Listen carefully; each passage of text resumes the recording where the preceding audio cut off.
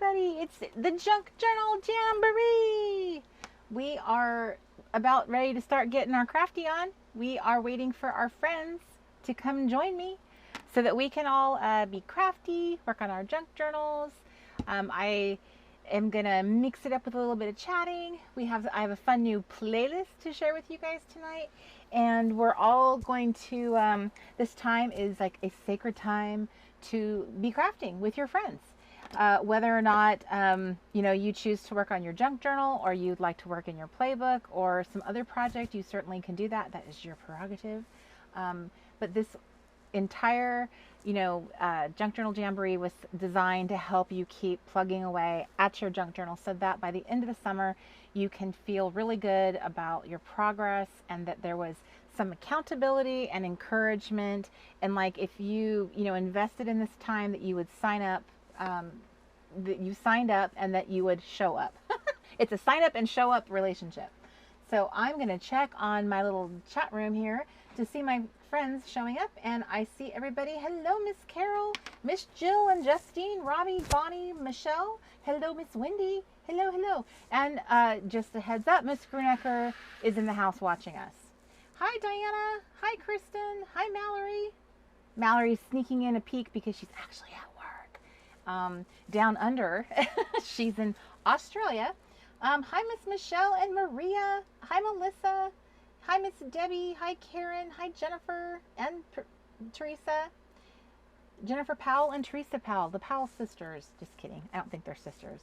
It's just one of those things I love when people with the same name show up in the little chat room at the same time. Hi, Miss Jody and Miss Lori and Lynn and Lee Renee and Lynn again and Miss B. Hi, Annabelle. Hi. Hi, hi, hi. Hello, everybody.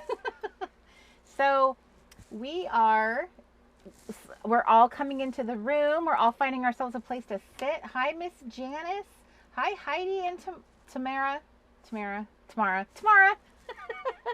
Potato. Hi, Miss Heidi and Miss Kelly and Miss Emma and Beth and Justine and Laura and Barbara and Jill. Hello. Hi, Miss Kathy. So I like to spend at least a minute or two greeting everybody who shows up to the live, because that is what these are designed for, and I want to make sure you guys are like, hi, acknowledged. Hi, Miss Amy Hoffman. Hi, Miss Angela Robertson. Hi, Nicole. Hi, Cody. Hi, Cheryl. Hi, Mamie. Hi, Mary and Laura. Hi, Lisa. Hello. It's so much fun, isn't it? This is like my favorite part, is to see which of my friends are here. Who showed up? This show is brought to you by the letter J, and I have to go find some like a YouTube video to see how did the Sesame Street used to do that. This show was brought to you by the letter J, and they would do the number 9. It was like a letter, a number, and something else. I can't remember. Hi, Stacy. Hi, Lisa. Hi, Laura. I might be repeating that. Hi, Candace and Miss Belinda and Lucy's mom and Deborah and the number 3. Amy says. It's like Romper Room. Does anybody remember how Sesame Street would do that little sign off at the end? They would say, "This show is brought to you." That part I remember. Are you more organized? Kathy says. So you may notice that you are looking at my craft room with the curtains open again. And the reason why is because I'm holding myself accountable to getting this done. It is painfully embarrassing to have all of that stuff behind me. But I realized that I've tried to keep a really high level of transparency about my faults, when it comes to like being crafty and organized and goal setting and all of those things, just being a normal person like we all are, that I have my own pain points as well. And even though we have this creative brand and we do this, what I think is amazing stuff, I am super flawed in that I struggle with organization and all that good stuff. And I have a enormous amount of stuff, and I have a very tiny space. So I find myself in an unusual situation this time where now I want to like have all my craft stuff. Before I was like, oh, well, I'm not using that. Because when we first got in the RV, I wasn't crafty. I mean, I had my desk, I look at pictures of it when we first got in here, and it was super plain, and there was hardly anything on my desk because I literally wasn't crafting. It took me almost a full year of being in here to finally start like pulling out stuff and having stuff on my desk and actually using it. So now I'm trying to make it like super crafty, and so that's where I'm at. I haven't made much progress since Tuesday. I did make some adjustments and tweaks. We went back to the Container Store. We did a couple of exchanges. So there's that. I did want to show you guys a couple little organizational things I bought for myself, specifically for a couple of products. And I wanted to show you a new purchase I made, of a little assortment of little things. But I thought were like super cute, and I'm a fan of the brand on certain things, or like certain things I just love. And so I wanted to show you some of those things that I like love so much. And you know, might consider adding them to your little arsenal as budget permits. And none of this was like, these were not expensive items by any means. But let me show you my first little crafty thing, because last live show on Tuesday, if you guys were able to, hi, is Miss Kelly Bangs in the house? I missed. Miss Kelly Bangs is in the house. So I just want to do a little shout out, although I do not, there she is, there's Miss Kelly. A little shout out to my bestie extraordinaire. It is her birthday, and I just thought it would be super fun if we sing happy birthday to Kelly. Me, me, me, me, me. And also I'm going to add a song that my family always sings at the singing the birthday song, that you just sing because you do it. It is like our tradition, even if it's embarrassing, because everyone else is like, what are you people singing? So, oh, yay, Mr. Crafty's coming in here. Okay, ready? Yep. Happy birthday to you. Happy birthday to you. Happy birthday, dear Kelly. Happy birthday to you. All the monkeys in the zoo give their best regards to you. Happy birthday to you. Mwah! That is for you, Kelly girl. Yay! Miss Paula G is like, I'm on a plane trying to stream. Paula's so funny. She flies all over the world getting to, you know, she's an airline attendant, and she often checks in on the plane. Can you imagine up there in the skies, and she's sitting here checking in to the live show? So happy birthday, Kelly. Yay, I'm seeing all the little happy birthdays. Okay, so now that you've been called out properly,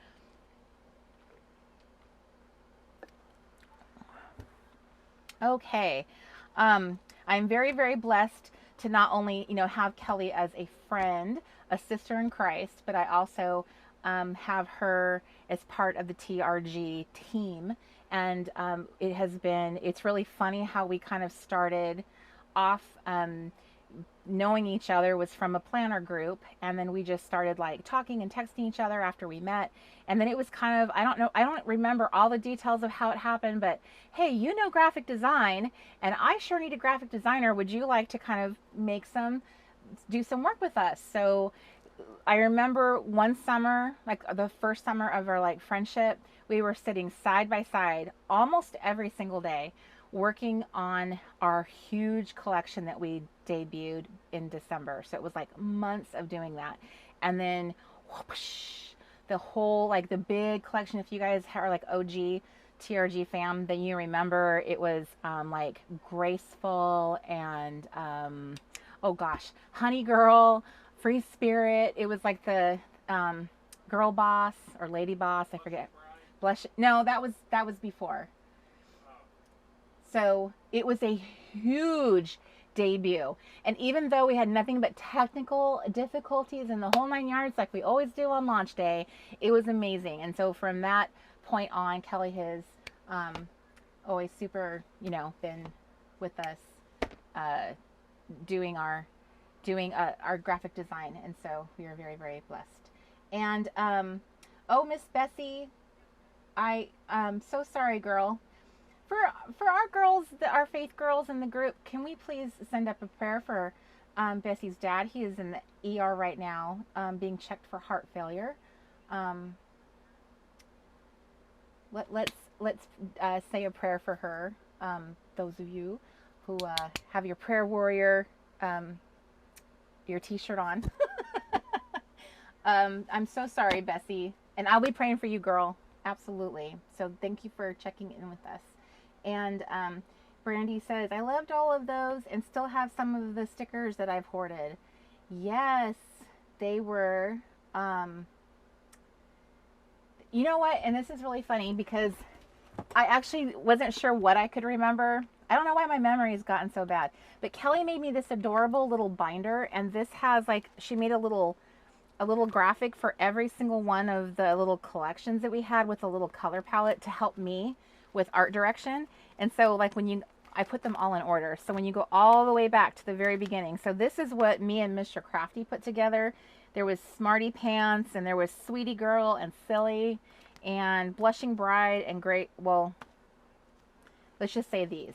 So these were the original guys. And I want to say that these are what debuted in November 4th of 2014.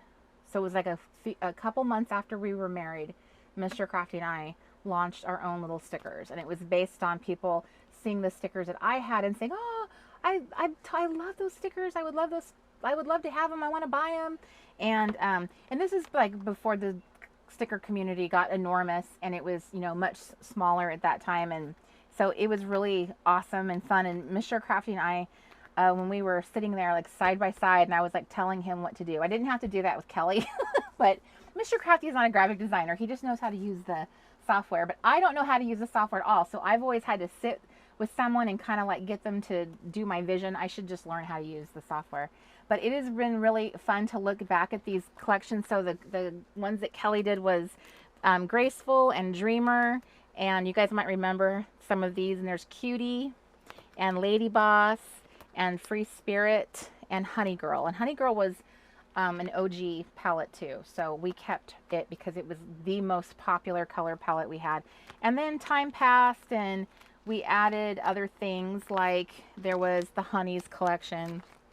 And then we moved into the TRG collection. And then you guys might remember there was So Beautiful and Happy Day and Awakening and Now and Then and Scenic Route and Paradise. Well, this is actually Escape to Paradise. This is Crafted, So Cozy, Grateful Heart, Classy Christmas, Reset, Adored, Lovely Life. This was The Faith, Discover, Flourish, Shine, Simplicity, Grateful, Meaningful. That's the one that I love so much that you guys will be seeing in November. Cherished, Anew, Smitten, Refresh, Retreat. This was actually the camp collection that we did last summer. And Fresh Start, which came out in September. So there was like a gap of time in between these two. And then this is when Kelly Bangs kind of took over more of the art directing of things so that I could do other things like camp. And then that was the special cruising collection we did for the TRG cruise. And there's Homemade and the Little Things collection and Sparkle and Focused. I bet you guys didn't realize you were going to get a little history lesson here. I don't have all of them up to this point. Treasured, and then there's Hopeful. So this was March, so I don't have April, I don't have June or July. So Miss Kelly Banks, please get on that. Actually, I think I am missing a few because I remember I gave you a little request list of my little missing ones. So yay! And Amy, yes, the name of the monkey that we used to send out in all of our kits was named Murphy. And actually, today, I have something to show you. Speaking of Murphy. So today, Mr. Crafty and I went to the dentist. I wanted to tell you guys this because I have never, ever been to a dentist like this, ever.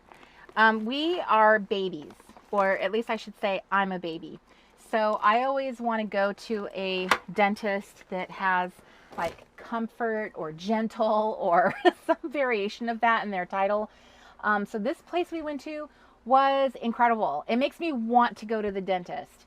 So they've set up their practice that when you go in there for your appointment, they have like spa services and they're included in your appointment.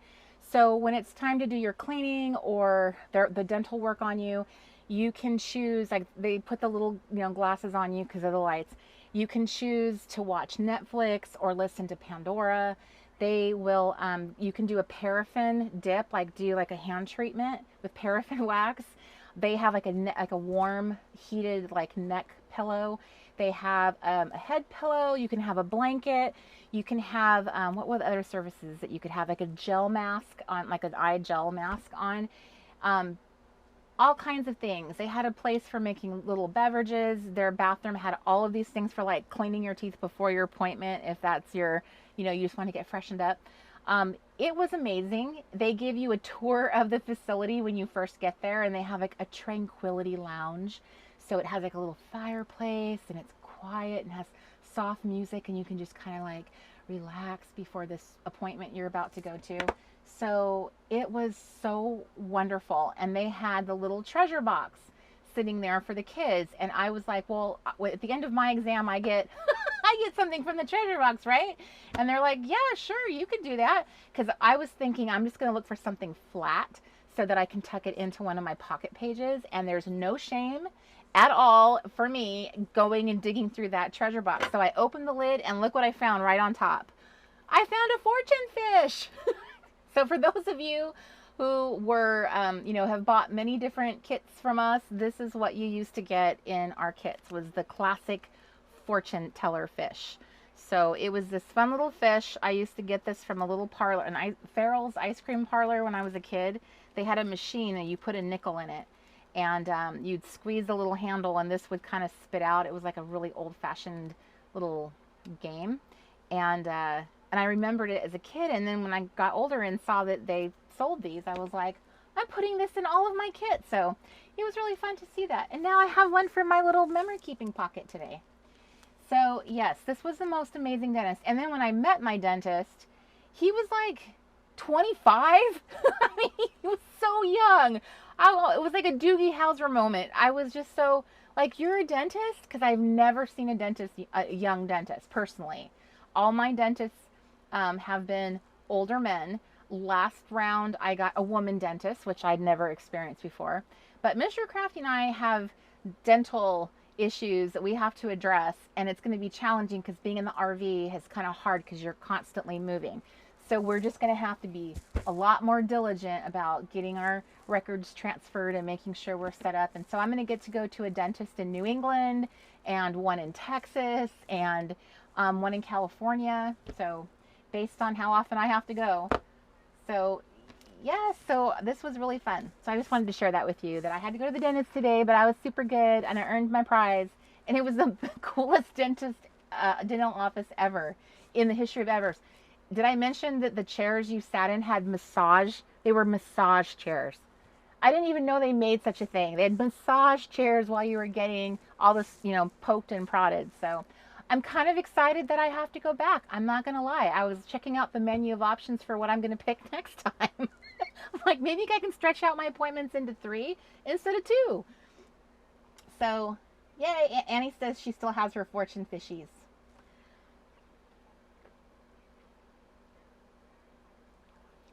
Good night. Bye, Miss Kelly Bangs. Have a wonderful night out with your hubby. Okay, what else did I want to tell you guys? I got Kelly's birthday, my dentist appointment.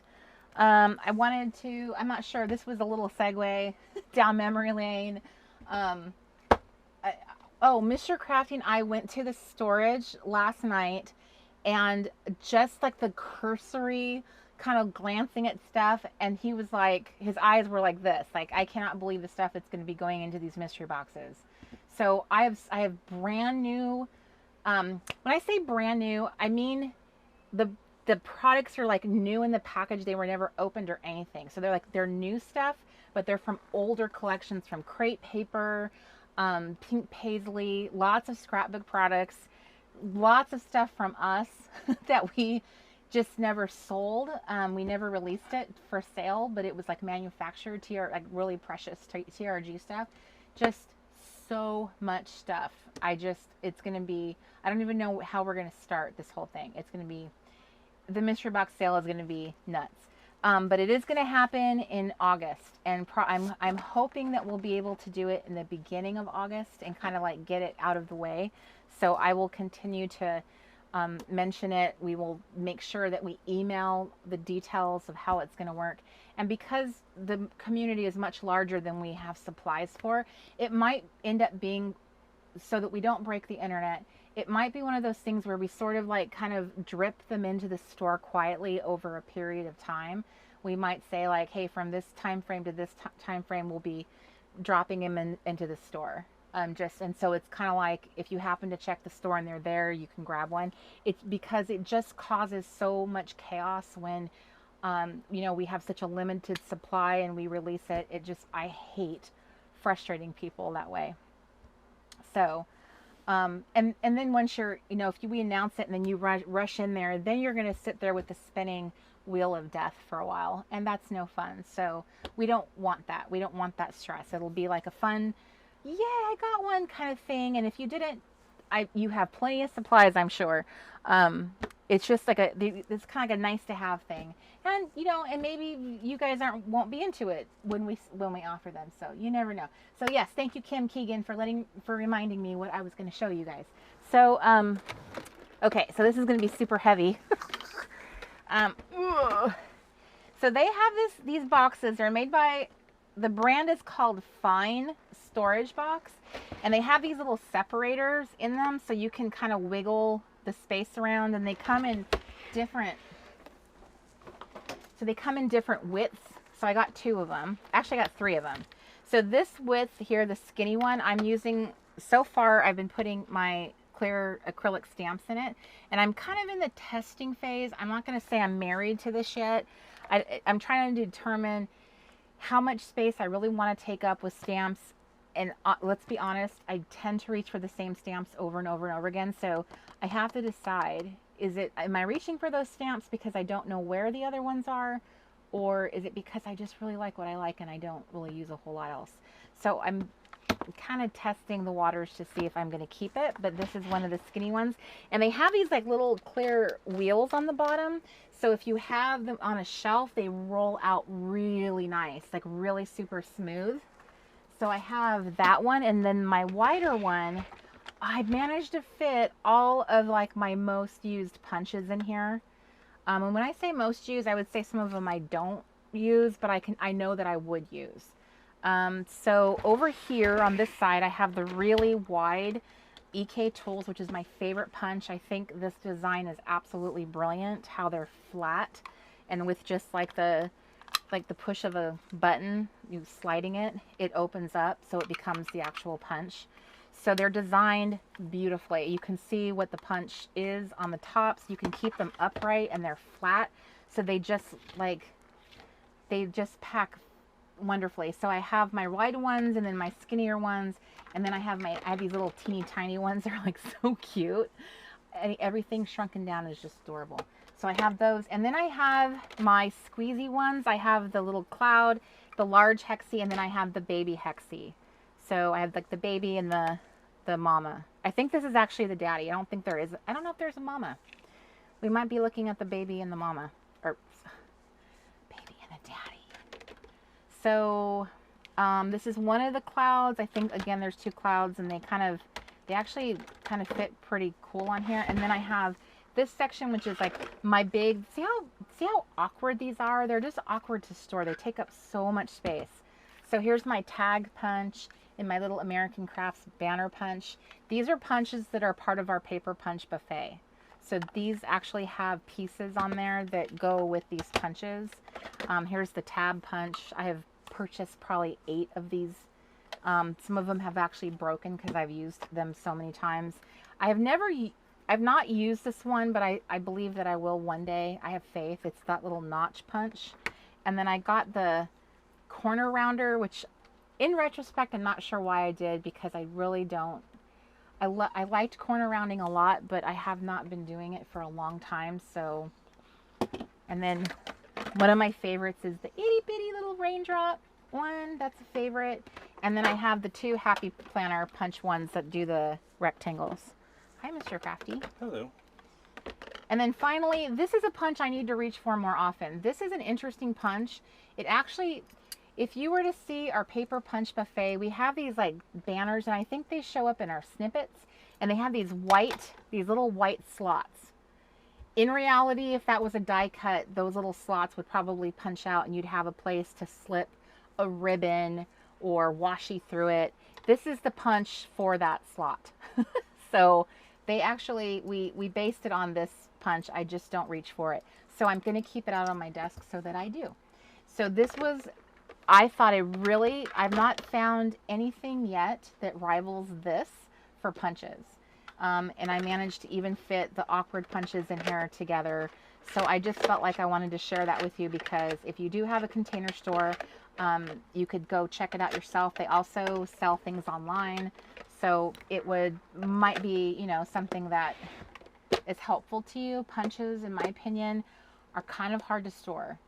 A lot of people that are like really into crafting will have like really like nice racks for them and everything, but I don't have that set up, and maybe a lot of you don't. So keeping them in a drawer, you could slide it under your bed.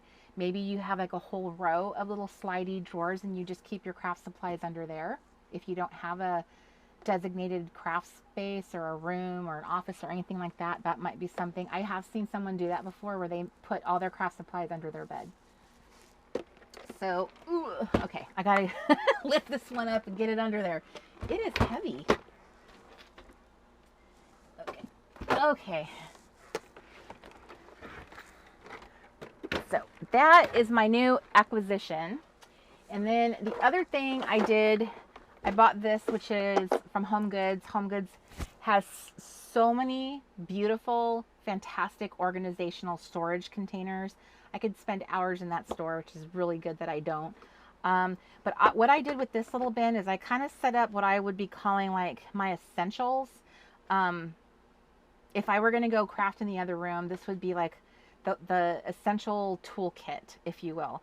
So I have my little crops in here, and my little tape gun, my little Dymo label maker, my hole punch, and my tiny attacher, which I want to talk about that in 1 second.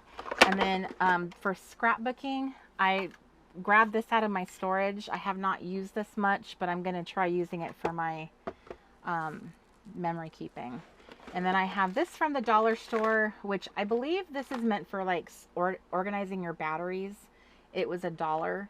And I have in here all my little clips. So I keep all my little paper clips in here, which I use a lot in my everything. And then I have this really awesome stapler. I have to show you guys this stapler. Not right now, but I will. It's a very special one. It does something that no other stapler does. And it's made by the company that makes my favorite 6-hole punch of all time. So, okay, so I just wanted to show you, I have been organizing, and by doing that, by putting little kits together, like having a little box or a tool kit, it makes working on projects much simpler, because you have like your go-to essentials together.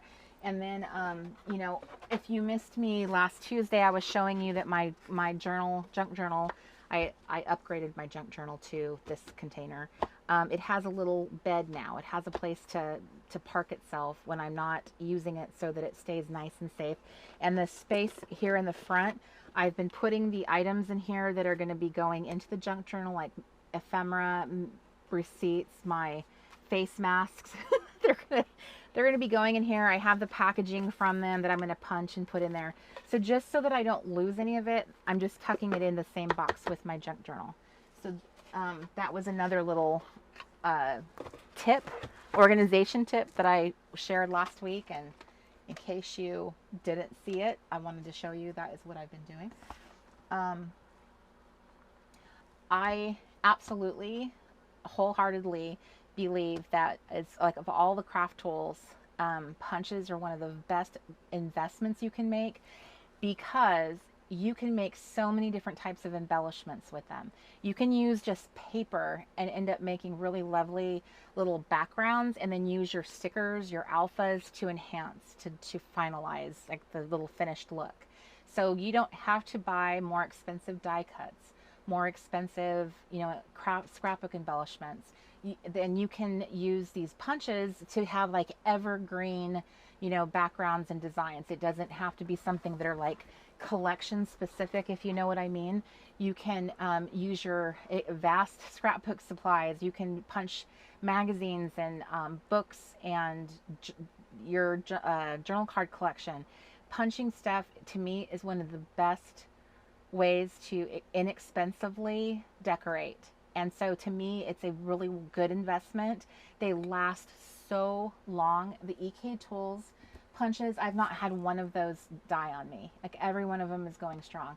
And if you can get a 40% coupon from Michael's or Hobby Lobby, you can, they both stores sell that particular line. You can buy them in the store or online. So to me, that's an investment worth making if you really love crafting and you see yourself going down the road. It's why we have the paper punch buffet, because they're totally married to those punches to make it easier to just have simple, fun embellishments. But you don't even have to buy a paper punch buffet. You can just make your own by hand with your own supplies. You could, and the great thing is you could hand your punches over to your kids along with your paper stash and say, go to town.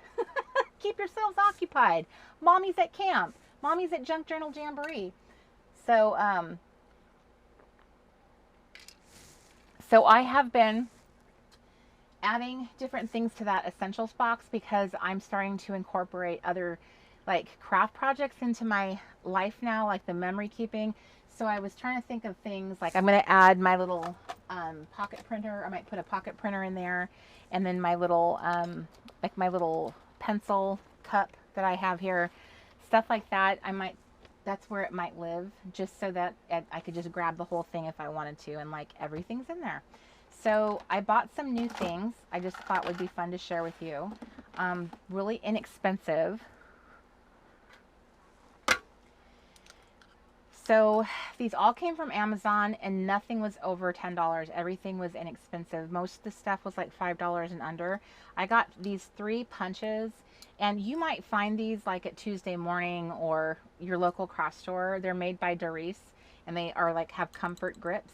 But they're 3 little punches, and they're, when I say little, I mean really little. They make little tiny, a star, a heart, and a circle. What is so fabulous, I'm going to try and show this to you. They're so teeny and so precious. I love them so much. I'm not sure if I'll be able to. This will be interesting to see if I can show this to you on camera. Ah! All right. Okay, I already lost one. So I'm probably making a Mr. Crafty. You got it? Okay.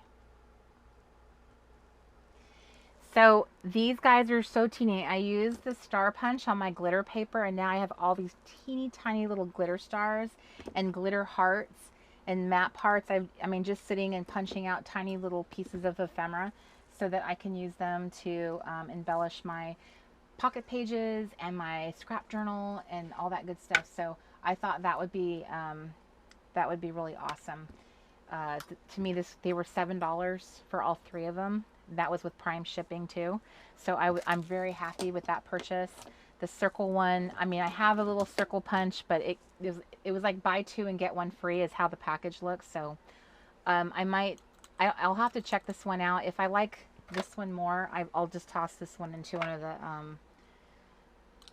mystery boxes.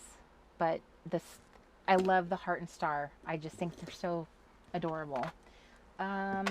Okay, so what I grabbed, I went on a little search on Amazon to see, well, what products do they carry that are Tim Holtz? I am not a fan of Tim Holtz's, like the style. It's a little bit too grungy and steampunk for me, but there's a lot of like he has a lot of like basic stuff in his collection that I love. So the one thing that I would tell every crafter they should own is that they should have a tiny attacher that has the tiniest staples ever.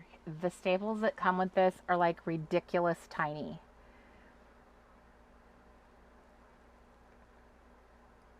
Got it? Got it. Okay.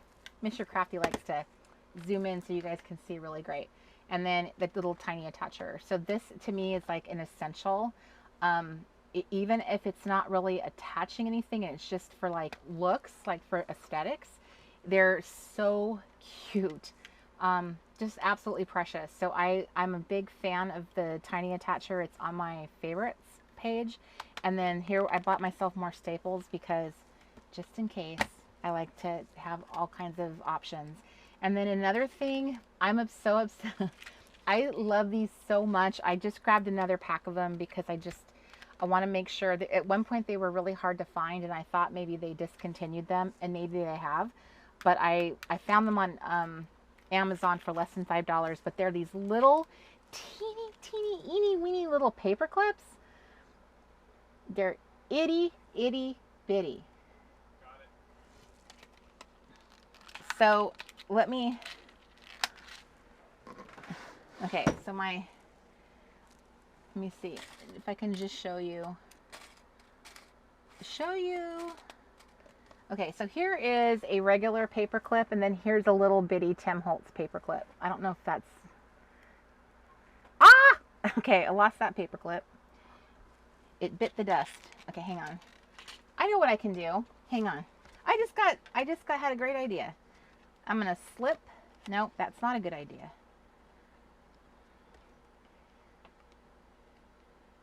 Okay. It was not a good idea, although I thought that it would be. Okay, so here's the paper clip and here's the Tim Holtz. Mark, will you let me know when you did it? Yep. Okay.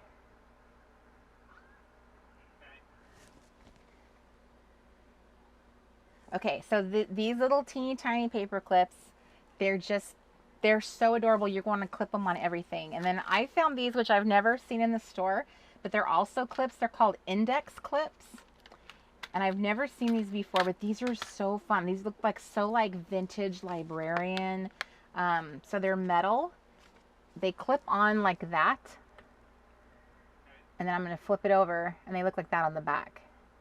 So they have a really super vintage, like office supply look to them, which I found extremely appealing. You know how much I love the office supplies.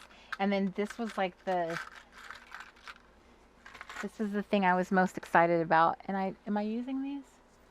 Okay, I am using them. Okay, so then I found this little package of itty bitty, tiny bitty book.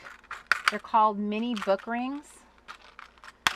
Ah, okay, I'm fighting with the packaging right now. Okay, so they look like that in the package. And then they're like really tiny. It's like the size of a nickel. And I have them right now attached to the pages of this new section I'm starting for my the art journaling section. So they're on here. So they're really little guys. So I'm in love. I'm going to have to think of reasons I need to use, like what can I clip? What can I add these to? Can I make like maybe a charm, like charms coming off of it and clip it on to, like if you have a Midori, the little band that goes around it, or I'm gonna have to think what can I attach these to. So you could probably make a little teeny tiny little junk journal, or just section off like some of your memory keeping pockets. You could use them for like the way I've been working on my junk journal, like working on it in sections. These would be really great for that because they're so tiny. So you guys, we all know how everything is just better when it's tiny. It's just so cute and irresistible. So that is what I was up to, is I bought myself some new little bindings and clips and fun little things from the Amazons. And then my new punches, which now I've been making little baby glitter stars. So I will have to use that. And then on everything. And then finally, I think these also came from Amazon. They were on my wish list forever, and I finally pulled the trigger. These are the tiniest little wood stars ever. Little bitty. But I thought these would be so cool, like on pocket pages and the art journaling pages, like things that were more like mixed media. They are so, I personally love little tiny details that are very subtle. And I don't have a lot of dimensional products because I've worked in planners for so long. That's not really a good place to put it. So I've been, paying more attention to grabbing the enamel dots. And I just thought these were like such a great, fun little addition. So I wanted to make paper versions too. And that's why I bought the little punchers. So that is my recent acquisitions that I wanted to share with you guys because it was very inexpensive, and I think it's going to make a really great impact being able to have all these fun tiny little goodies in everything. So before I turned the camera on and got going, I was kind of gathering my papers together. This is going to be the art journaling section of my junk journal. And as you know, I have been, ever since I started the Junk Journal Jamboree, I've been separating the sections out of the actual junk journal so that they were kind of small and easy to work with. This is my scrap journaling section. I've just been putting them on smaller little rings to kind of hold them while I work on them.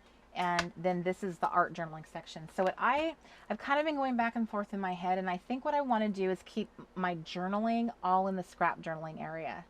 So for those that might be like, well, what's the difference between art journaling and scrap journaling? So for me, I put the label scrap journaling on this particular style of, I don't know how to explain it. In my mind, it was inspired by my Hobonichi, by like the bullet journal style where everything is very precise and building little collages with lots of white space in between. And it was kind of like a fun way of making like a very specific like area to like, here's an area that I've decorated, and then here's an area for my list or my, planning or my journaling. In this case, I started putting prompts on every single page and turning them into like a listing journaling page. But I really loved the idea of adding these really fun collages that were kind of very specific and leaving lots of room for the journaling. Art journaling, to me, is a little bit more wild. It's a little bit more, it doesn't have as much like rules, and you can, it's where I do a lot of that is like in my playbook where I go like all crazy covering the page with whatever, and then the journaling is like really tiny and it can be like worked into the design, and it's kind of can be almost like an afterthought, where scrap journaling is I'm using a lot of scraps to build a little collage and then making the prominent part of the page is the journaling or the listing. Does that make sense? So you can see like the journaling here was like I made journaling cards, and so any journaling I did would be tucked into here. So it's like you're focused on making great little scenes and great little collages, and it's more like focusing on the art, and the journaling is the afterthought. So I hope that kind of creates some clarity.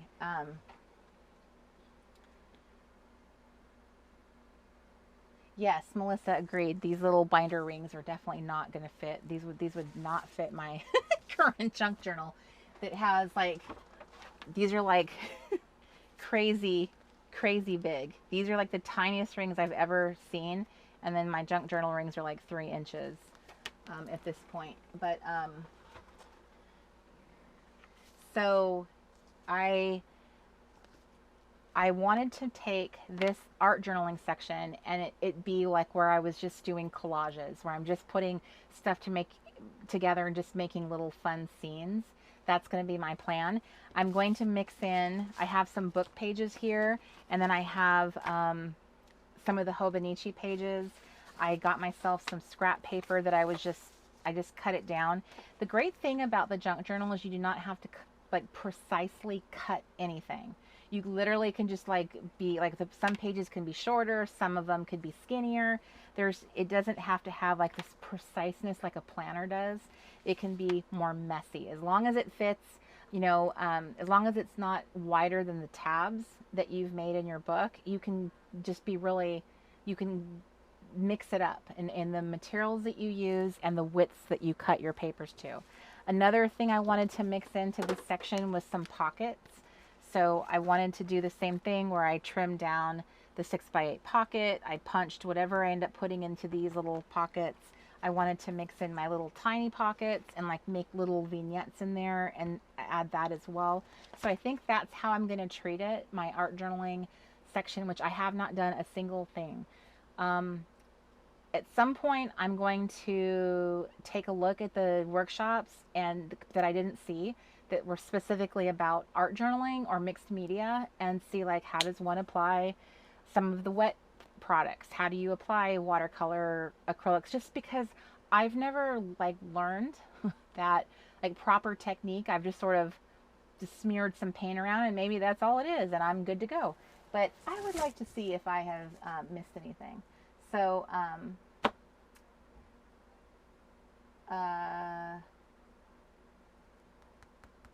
anyway, I lost my train of thought because I looked over at the chat room, and that is always the case. So I hope while I'm talking, blah, blah, blah, you guys are busy working. So one of the things I have been kind of realizing when it comes to the junk journal is that if I use pages like the book pages or the thinner pages, that once they go in the junk journal, they get a lot of wear and tear on them. So one thing I've been doing is adding reinforcements. So I have these, which are like really, these are from Japan and they're like really fancy. But the Avery reinforcement, the white ones, these are just really simple. You can find these at Walmart and Target. These can be fun to decorate. You can take your markers and color them. You can swish paint on them. You can take your pen and just dot them, put little lines on them. So you can kind of personalize them and make them more fun. I also, I gave up trying to find the shiny gold foil ones that I've had. I've owned them for several years. Like I used them all the way back in my third video on YouTube. I used those. Like that's how long I've owned them, but I have no idea where they went. And the store I bought them from is she's closing her shop forever. So I need to place an order. You're going to ask me what that shop's name is, and I'm going to tell you I don't remember the name of the store.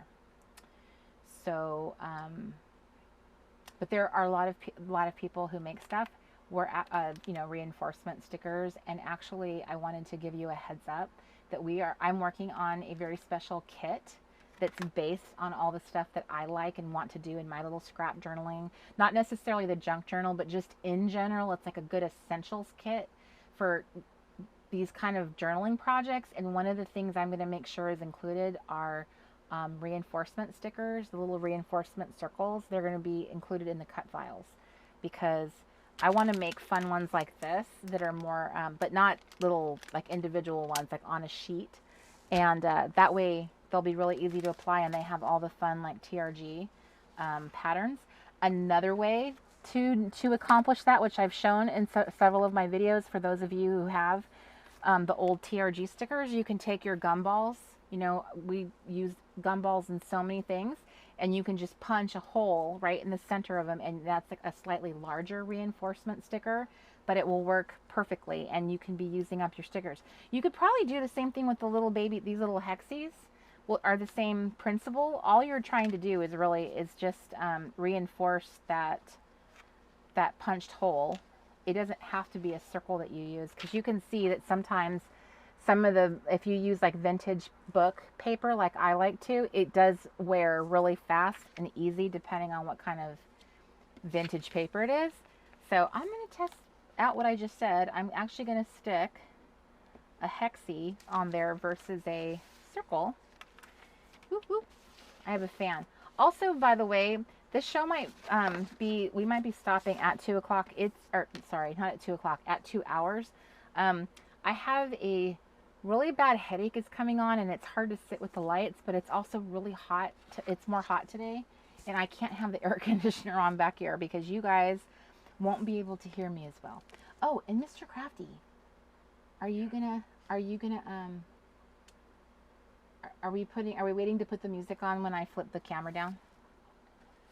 Normally, yes, because when you're chatting with them, there's rarely any silence, but I can put it on. I gotcha. Okay, it's okay. Okay, so I'm just testing out. I have a hexie here and a gumball here. The cut files will be something you can use with a Cricut or a Silhouette. Also, someone told me once that they work with the Brother Scan and Cut. The Brother Scan and Cut. Is that right? Someone emailed us and said that she has the Brother Scan and something.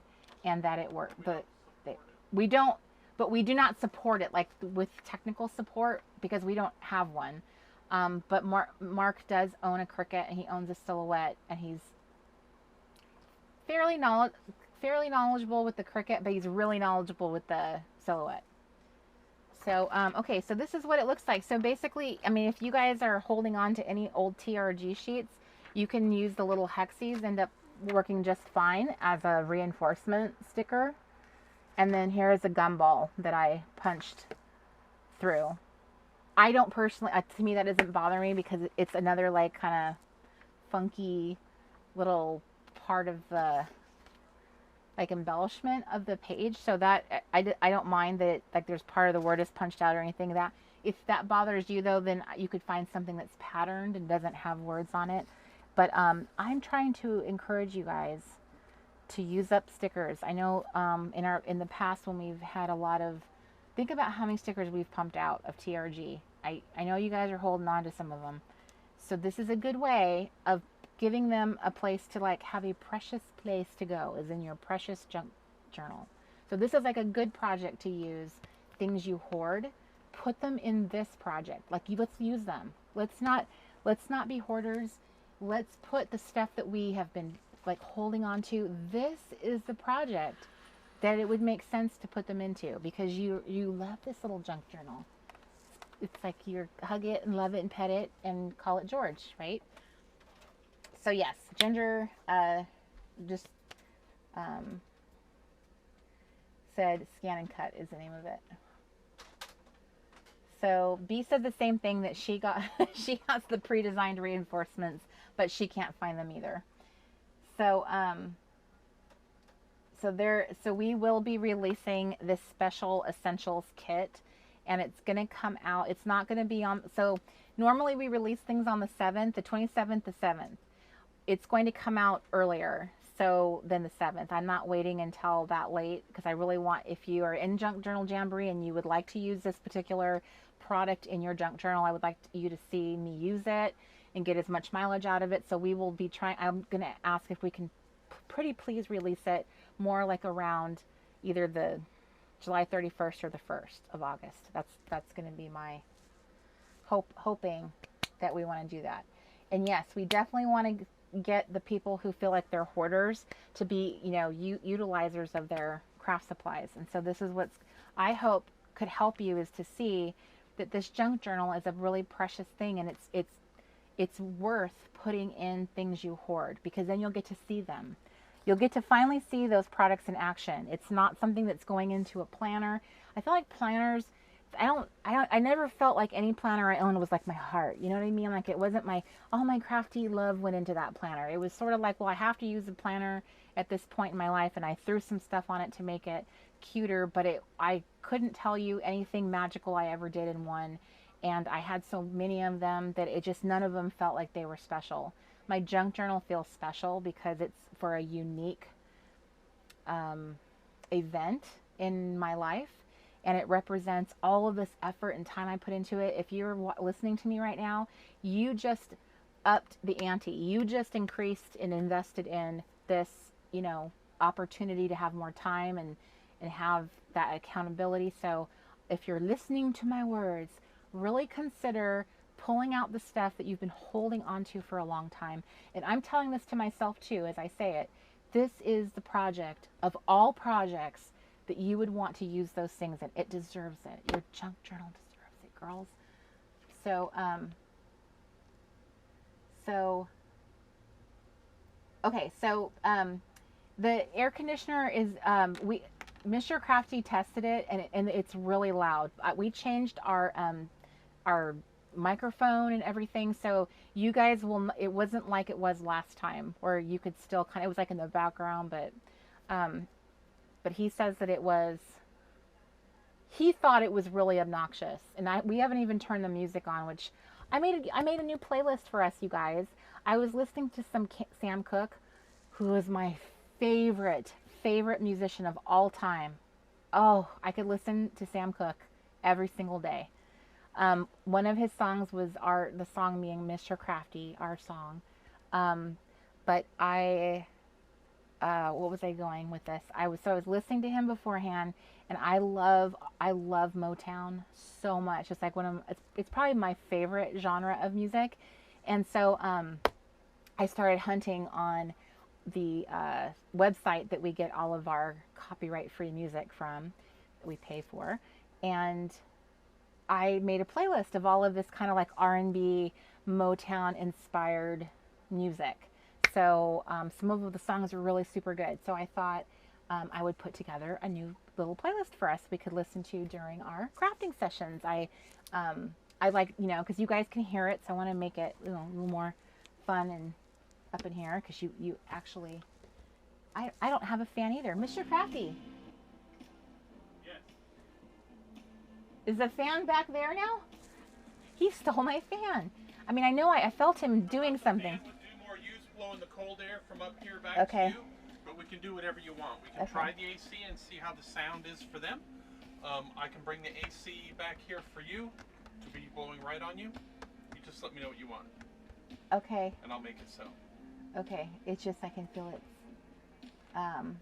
Yes, it's just that it's cooler up front, so I'm blowing the cold air that's low back to here, and the hot air that's high is going.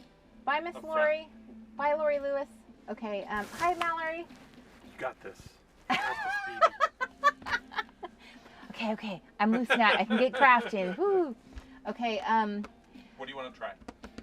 Well, can you guys hear so we're going to do a little test. Okay. So first, I want you to be able to hear the music. So I want that more than anything. So let's try that first. So I'll take care of that. And you're going to put the camera You down. want the camera down? Yeah. Okay.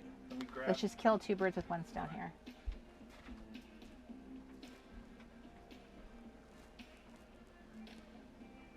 My goal by the midpoint of Junk Journal Jamboree, which this is our number fourth. So we have 13. We're at number 4. So I'm hoping by Junk Journal episode number 6 or 7, I should have this behind me, not like this mess. You shouldn't see that mess. That is the challenge I'm laying down for myself. So let's see how I do.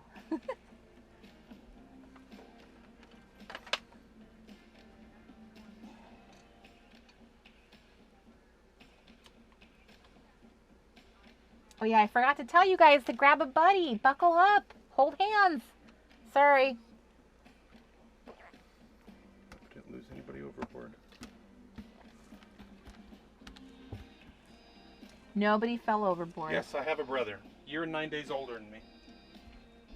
He's a musician, orchestra doctor for high school stuff. He's a professor of music. He teaches at a university, sir. I love how you feel like I don't know exactly what it's he has a doctorate in music, and he's a professor. He teaches at Ball State.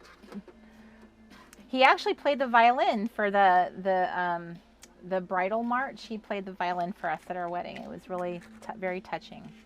Okay. All right. Are we ready to rumble? Are we ready to get started? I was in the groove with my little stuffy here. Oh, and I'm going to write down what it is. Today was art journaling, and today is the 25th, so 7/25/19. I finally did an art journaling session.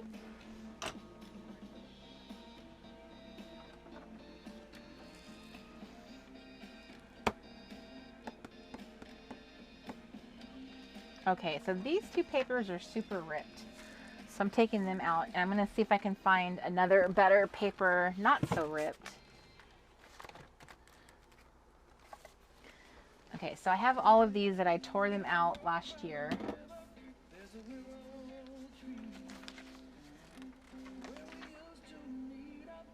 Okay, that one's good.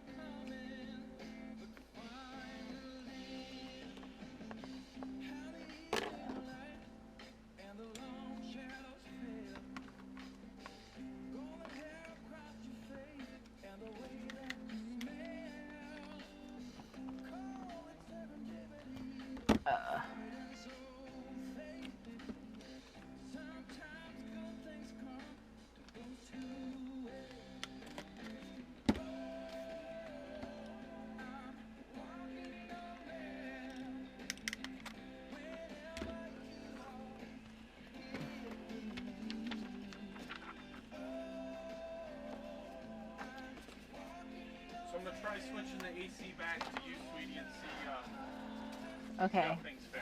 So now we're gonna add the air conditioning into the mix and see.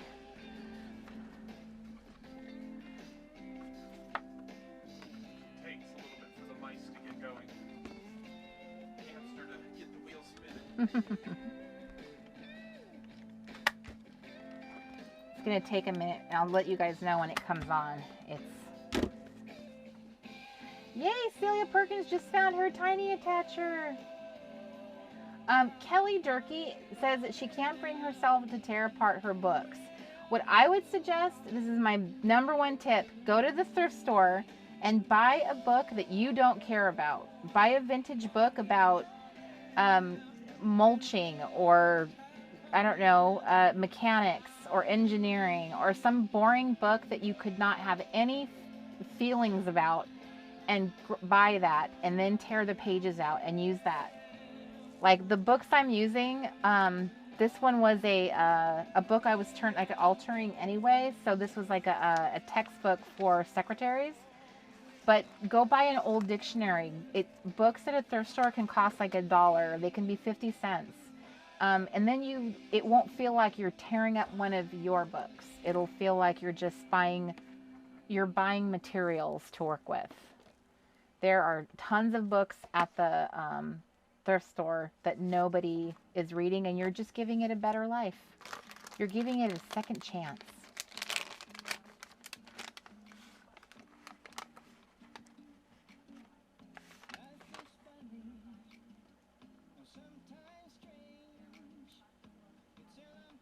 Just remember, guys, that when you look at books, I know a lot of us are very much like, we were raised to have respect for books, and books have always been an important part of our life. So tearing it up can feel like really, it feels wrong somehow. I mean, I've always been taught that books are this sacred thing. So think about how all the books sitting in a thrift store are going to end up in a landfill. That's where they're headed. If you go buy one of these old vintage books that no one's going to purchase, you're giving it a chance to like have a new life. It's going to be this precious part of your junk journal. You can use the pages for other projects. Imagine it getting a second chance on life. Imagine if it got to tell all of its book friends, hey, you guys, look what I'm doing now. I'm like all over the place. I'm in this project. She's using me for this. Wouldn't you feel like they're getting use instead of just ending up in a dump? I think that book would choose to be part of something you care about than ending up in a dump. There's your tip. That's your tip for today. That's your pep talk. Sometimes my pep talks are very organic. Okay, so the air conditioner just came on and it sounds like a raging machine. It's like, ah, it's super loud. I'm kind of indifferent to this paper. I'm going to leave it out for right now. I might come back and use that one. Just think about it. All those books out there in the world, and they would just be so happy to be used instead of ending up in a dump or covered in dust, sitting there doing nothing with the rest of its life. Mr. Crafty just upped the sound of the music. So, can you hear the music and me?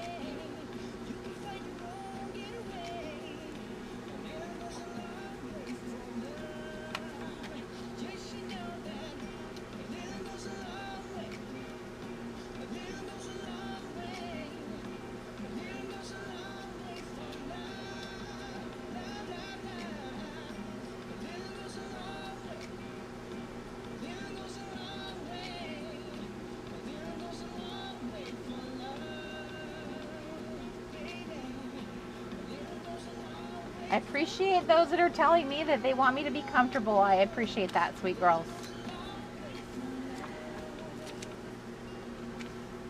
I'm like the hostess of the party, so I want to make sure my guests are comfortable and they can hear the party music I put together for you guys, and you're enjoying yourselves because you paid for this. I want it to be the best I can, but I wasn't expecting it to be this warm. We've been spoiled. It has not been that hot at all, and now it's like cranking up. So I'm reinforcing all my the little holes right now before I get going. This is an important part of the process, so I'm prepping. This is part of my page prep now.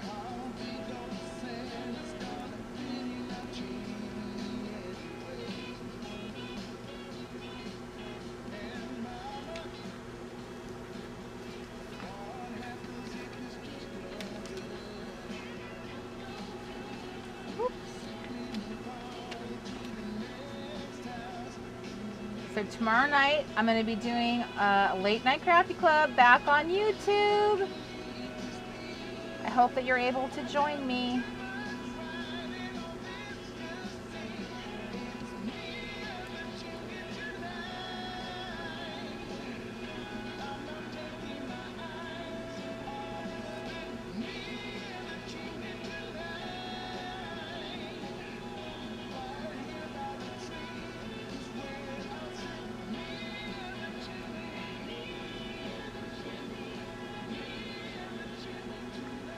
Okay, Mr. Crafty, can you turn the music down just like one notch? And okay, now how do we feel about music? And we'll make a note of this level of music. That way next time we don't have to ask you guys. We'll know what to do. Woo.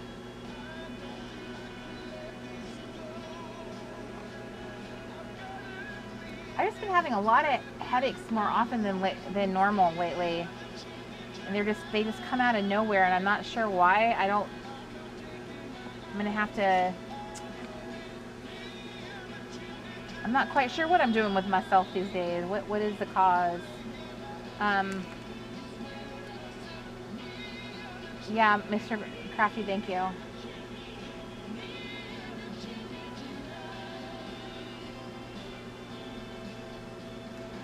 I can feel it in my face.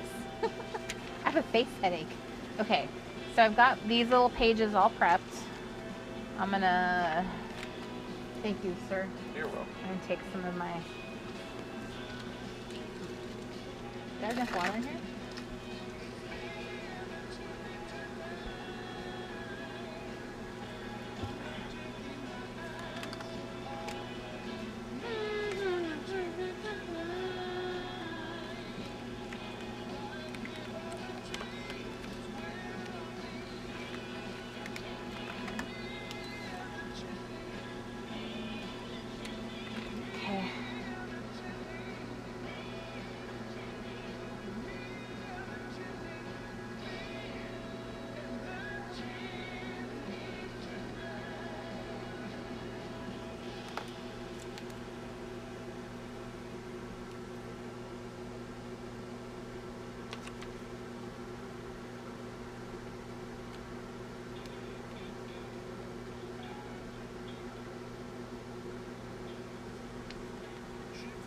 These are kind of fun because, like, if you, let me grab a scratch piece of paper.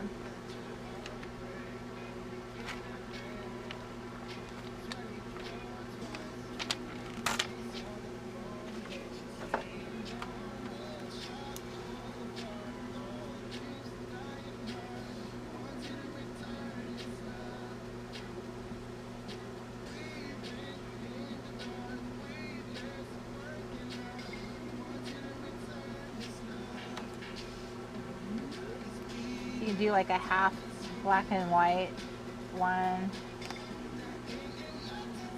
which would look fun on, say, something like this where it's going to stand out more.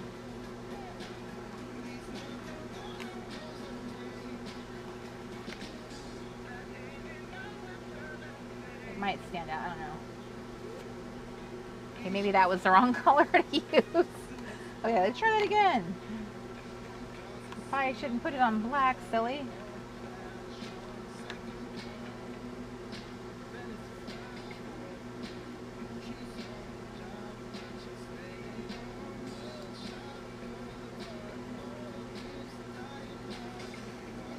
Okay, maybe I'm just not picking the right things to put it on.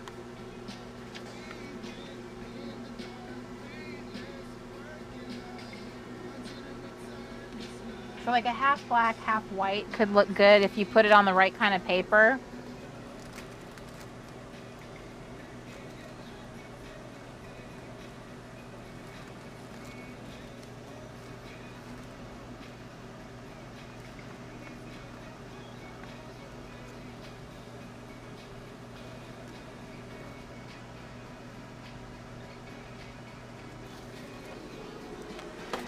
Okay, let me try.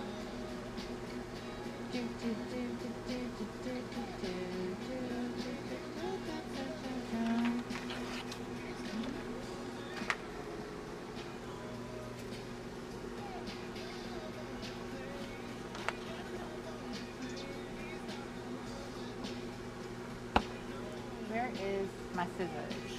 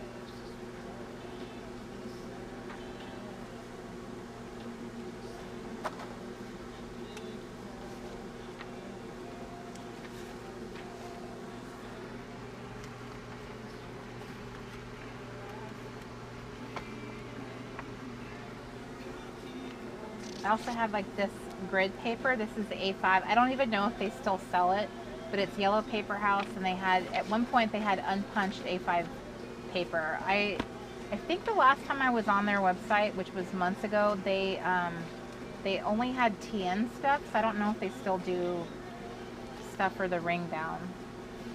But that's what I've had this little pack in here in my supplies that I'm reaching for right now.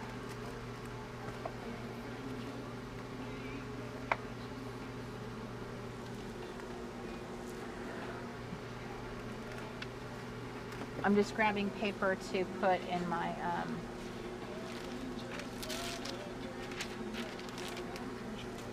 just random stuff for my art journaling section.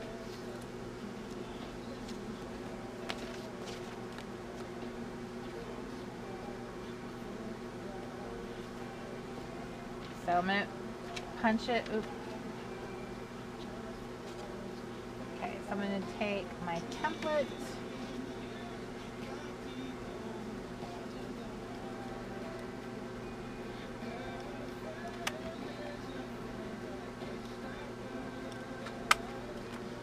I have a whole bunch of paper that's punched here.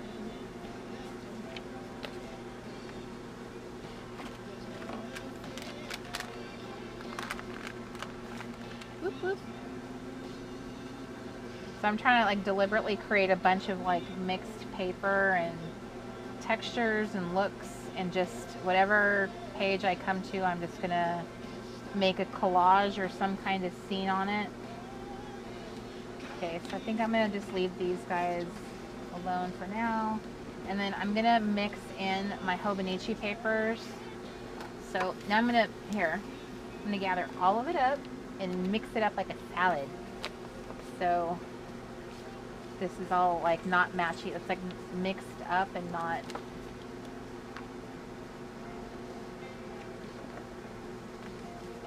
So let's put something there and something in between here. let's take one of these and put it back here. You see what I'm doing? I'm trying to create a mix of papers so that when I'm flipping my pages around, I've made a nice mix of things.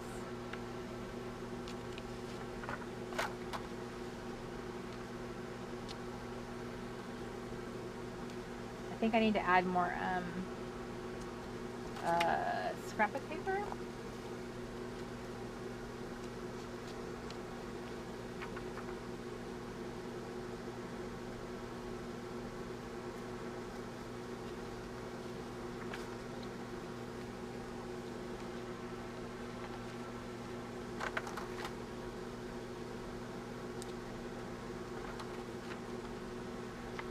Okay, so now I have those all mixed up, and now I'm going to clip them with my little binder clip.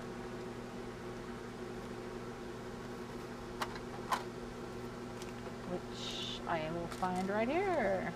I'm going to use the little teeny ones for right now, because I don't have that much paper. So let's see how.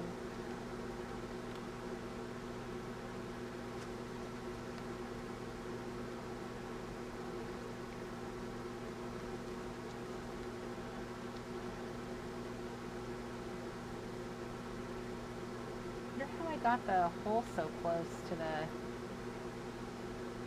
Here, I know, I'm going to build it from the back, not the front. Because when you are threading it on... When you're threading it on this is the back of the...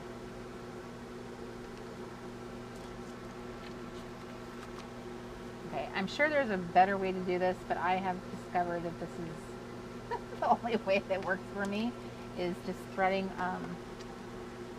it from back to front, and then getting one of them all on there, and then working on the second one.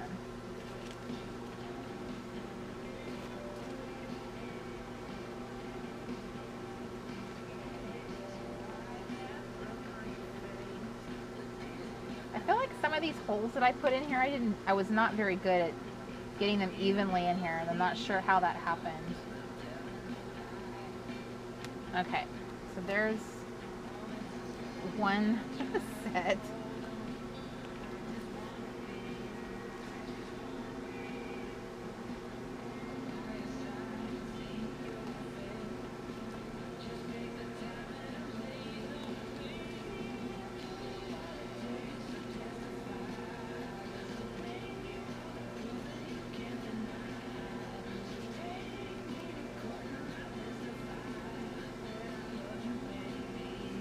Okay.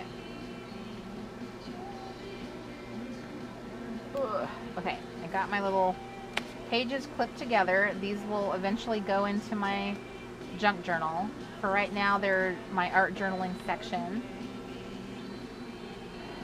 So let me clean up my mess here.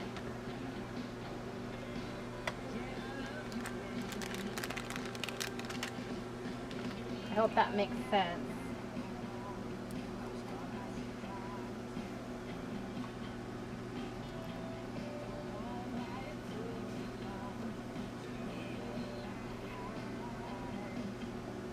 Okay.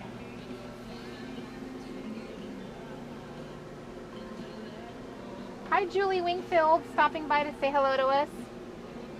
She's doing a dash in and dash out.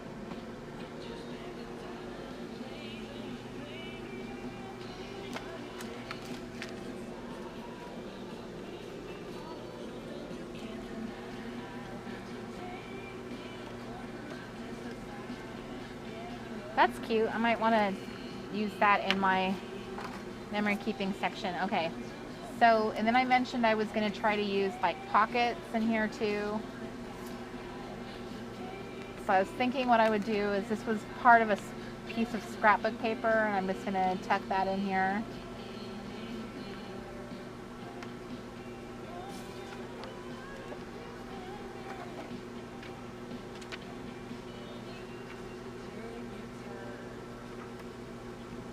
Okay, so I'm gonna, where's my photographs?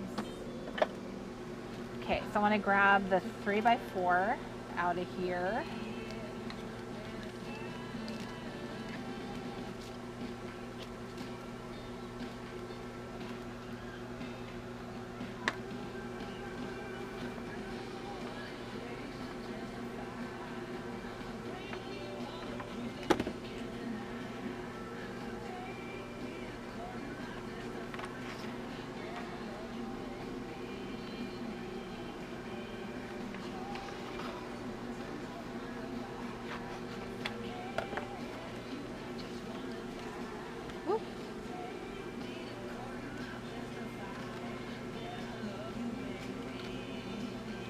I'm gonna add something to this background. I'm sticking it in here like a placeholder right now.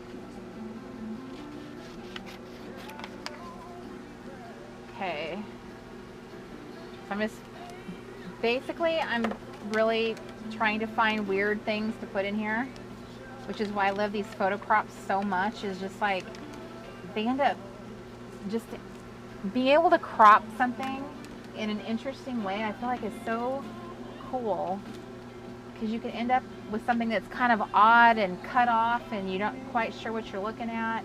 I love this lady with the crown in the pink refrigerator. She might be like a really good for like a skinny 3x8. Let me see what that would look like.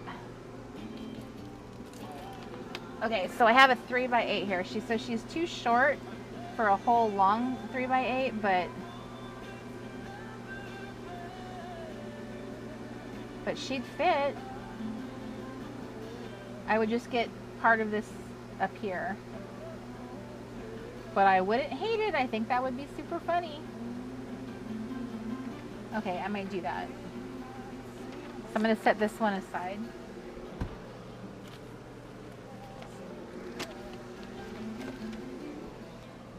Oh, the other thing I had picked out was one of my canceled withdrawn library pages. So if I just punch this, I can put it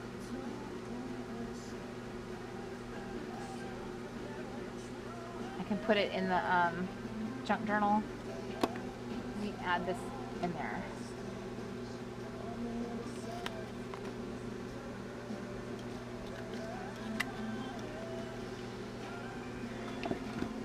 Okay, so I'm going to add this in here. This is another area where you can challenge yourself to find interesting materials to work with, because this section might not be someplace you want to add the journaling. You might just want to make fun little scenes with your scraps and your paper and your stickers, and just make fun little vignettes, if you will, like a little layout, a little picture. I'm going to add like some funky pockets in here too. That's their official name, Funky Pockets. It sounds like a band from like the 70s. I really like this girl here, and then this woman at the wheel. I really like that also. Okay, so I'm kind of pulling open my McCall's magazine. I love this girl. I wish I could have her like a journal card. I love her. I love her glasses. I love her hair. I think she's so pretty.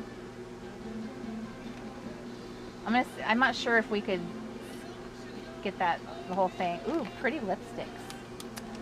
So I'm taking my my little photo crop here, and I'm going in. This could be like a 5 by, I wonder if that would fit in one of the full-size pockets.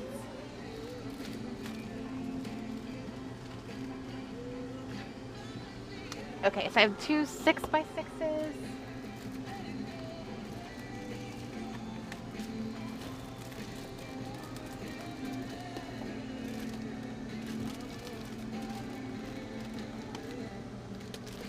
Okay, I'm trying to work quickly finding other pockets that I have. I have a whole bin of pockets over here, but not the one I'm looking for.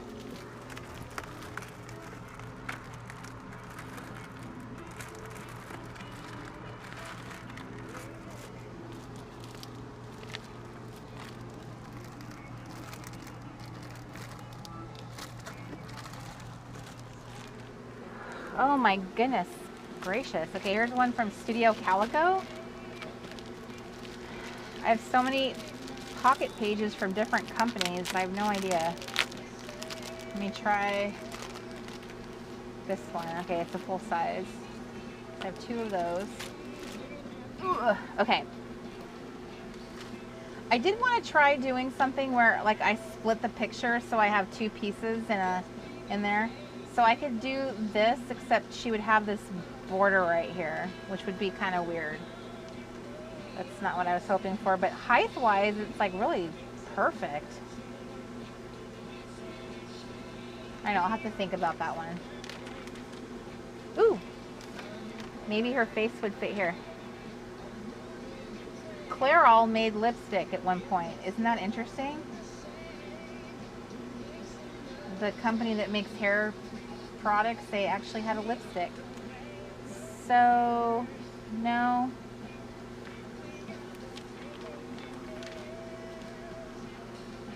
No. Nope, that doesn't work. That doesn't work. Ooh, this could be a cute picture. Look at that. That would fit in there. This is liquid diet food. For the joy of a slender figure. Ugh, okay.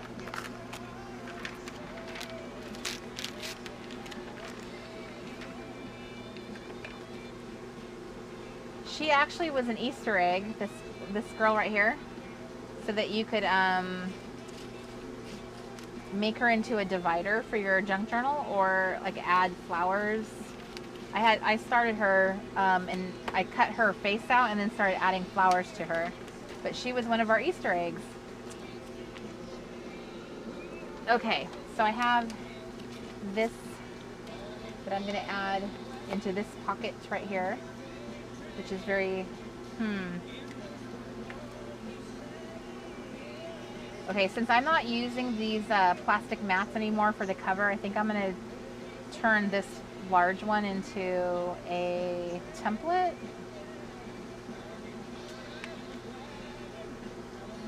Okay, so what am I trying to do here? It would be coming over here. I need to make a template that will fit the pocket. Okay.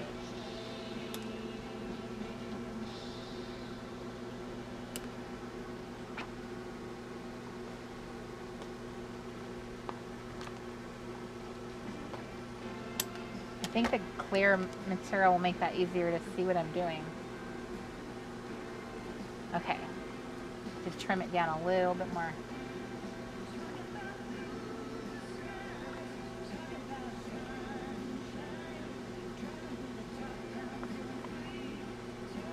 So, Deb said she found that Easter egg.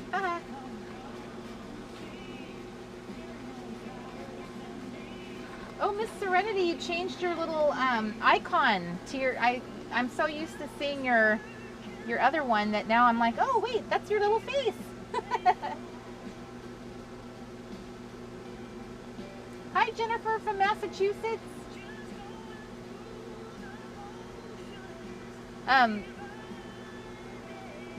Okay, I'm still in here. I should probably just do this. That's what I should do, is to test whether it's too wide, and it's still too wide. but like barely.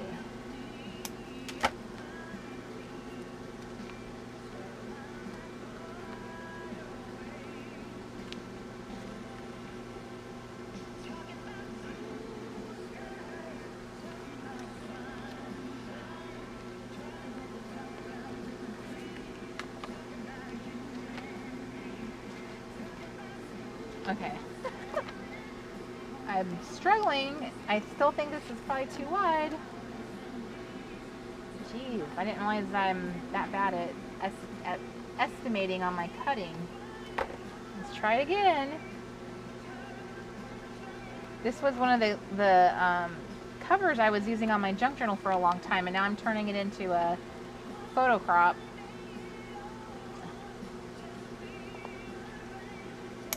So now I can see. Jeez, I am the worst cutter. This is so wonky crooked. And for the most part, I can get away with it, but that's really going to show. Okay, so finally I have a photo crop now that will fit in the really large one here, which means now I can use it to cut this, which, if I put lots of white space, I could like add any kind of like stickers or anything I wanted to do up there. So that's what I'm going to do, is use the top of the page as the top of the page.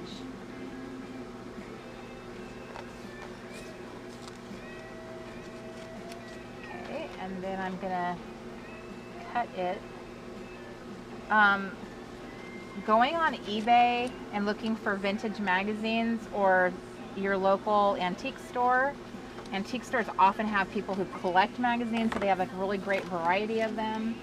And yeah, they're not going to be cheap. You know, you might end up paying anywhere from $8 to $15 for a magazine. I would try and, you know, find vintage stuff from like thrift stores versus antique stores if you can.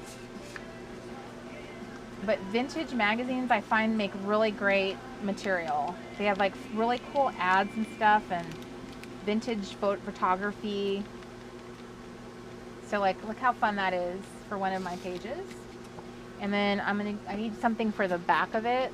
So I'm gonna dip back in here.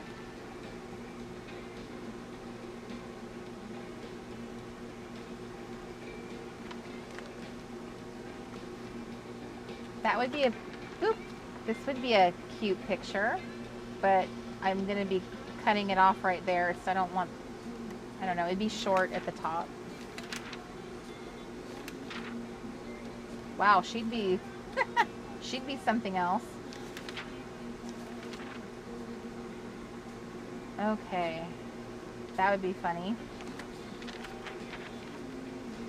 Remember, your art journal can be whatever you want it to be. It doesn't have to be summer-based. It doesn't have to be camp-based. It could just be all the fun, cool things that you tried while you were at camp. So it doesn't have to have a theme to it. You can do whatever you want. Ooh, what is this? It's fabric.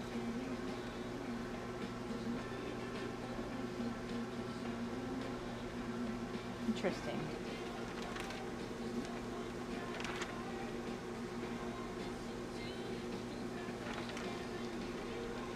Why is it that food photography had such terrible lighting back then? I wondered that many times, because that's the decor around it is fine in my opinion most of the time when you look at the old vintage cookbooks, but it's the lighting that made the food look so in comparison to today, it makes it look so unappetizing. She's pretty, but she doesn't fit in there. She fits in there. She's like an action shot, a weird action shot. Want to read a good book? Yes, I do. Here's a Brett girl.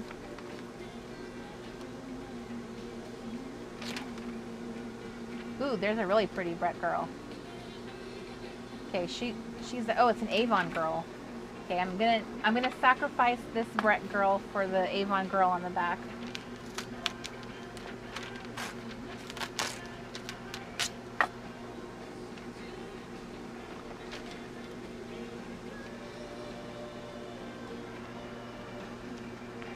with her fancy lipstick, Avon.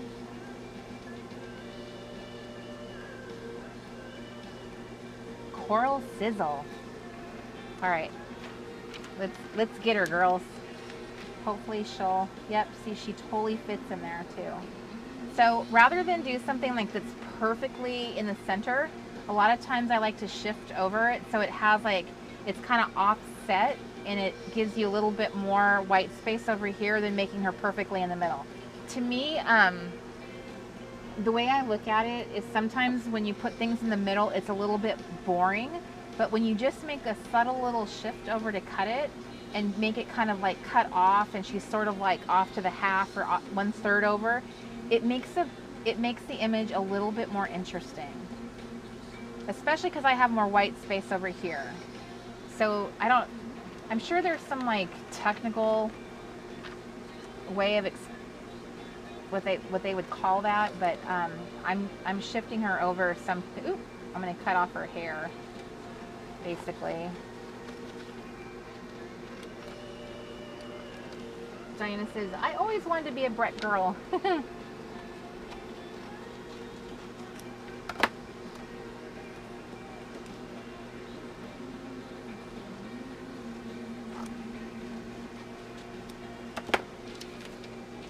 See the difference when she's kind of off to the side?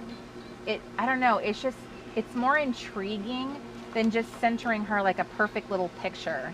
You know, now it feels like there's a little bit more like, we want to show you something over here.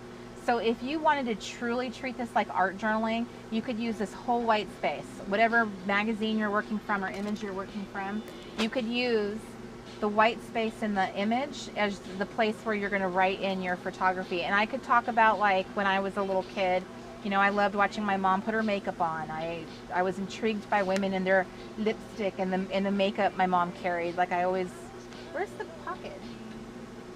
Oh, it's it's right underneath it. Okay, so I'm gonna slip that one on the back side.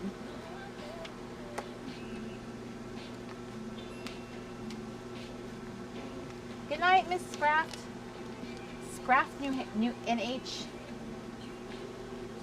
Betty Jo killed a glue stick. Yay!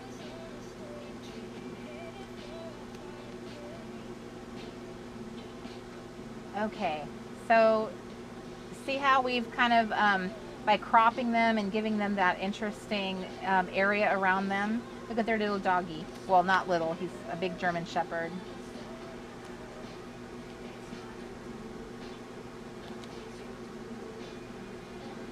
Okay, so there we go. So she's my front and back.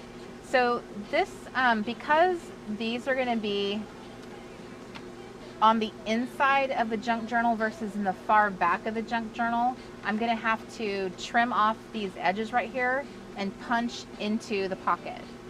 So they're going to have to like, I've shown this quite a few times in the different lives. So I'm trimming this off.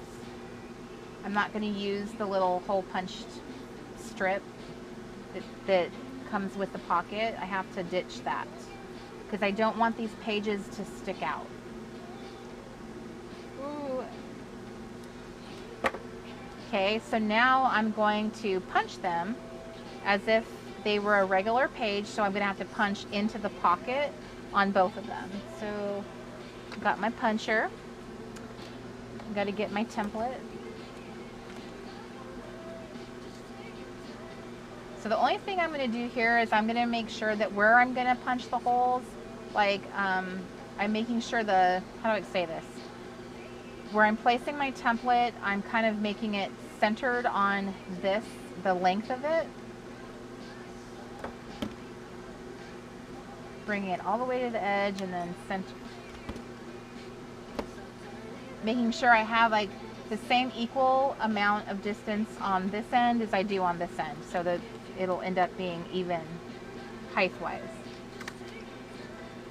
Sometimes I don't feel like I'm a good explainer. I know what I'm trying to say and convey, but I just don't know how to say it sometimes. Okay, so ooh, these little binder clips are really grippy. like really strong. I'm very pleased with that. So here's how I'm gonna see how they're gonna be stuck in here now.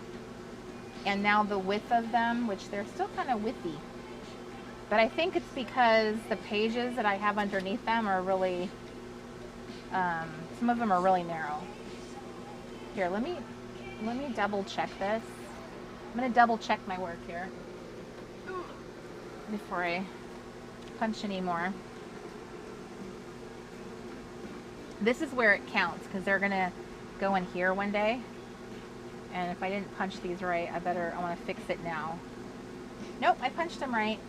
So see how because I punched them in the inside of the pockets, the page is not sticking out too wide and you can still see the tabs and everything.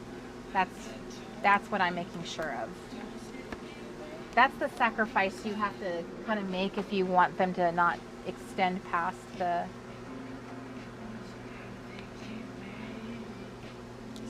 Okay, so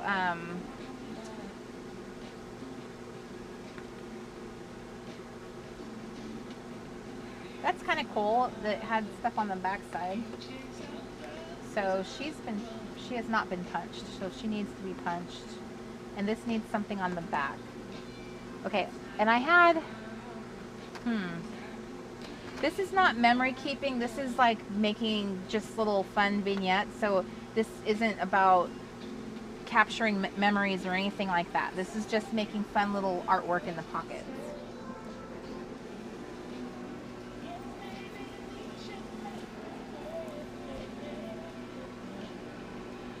Good night, Emma. Are you guys quiet right now? I don't see any talking going on. Are you guys all working? Someone just said that she needs to be punched. I love it. That's how we talk around here. She needs to be punched. She needs her legs cut off.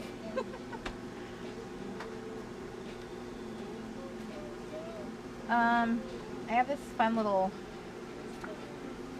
journal card that's just kind of hanging out with me, and maybe I know this is super anal, but it bugs me to put cards together that have square edges and rounded edges together. That just, I don't like it. So I feel like I don't know. I know I'm not alone when I say that though. I know there's a lot of you like, me too. Okay, so I'm gonna just work on these little pockets and fill them up with something fun. So this needs something on it. And maybe what goes on it is just like some stickers, like just a design with my fun little layering circles or some alphas.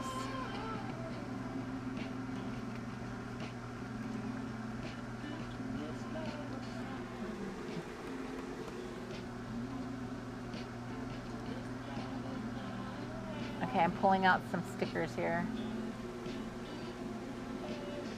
Okay, so I need to remember where it's going so that I keep the theme and like the decor on point. Here, before I just jump in and do that, I need to find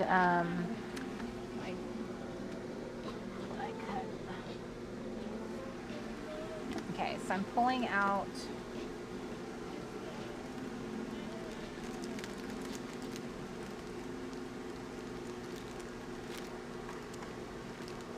one thing. Where'd it go? Where did I do with them?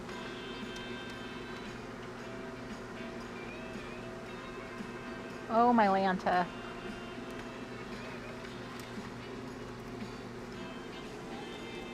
Okay, so I have these stickers that I've been kind of holding on to. These are from different American Crafts collections here. Whoop.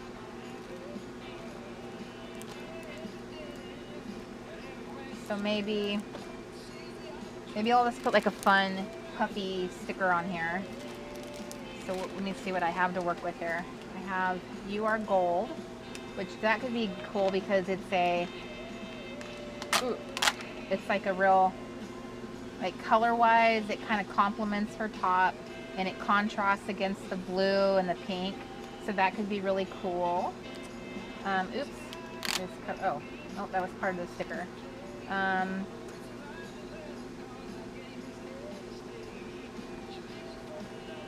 could do this one.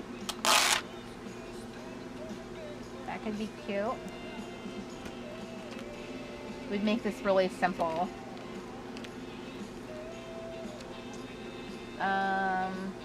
This would blend too much. This would look too much like this one. So, and also it would be kind of fun too, like this girl right here. I could, like putting something modern on her, like Go Girl or She Shines. Like that could be really cute because she's obviously vintage and we're putting something more, like a more modern kind of design on there. Doing stuff like that is really, that's a favorite thing I like to do.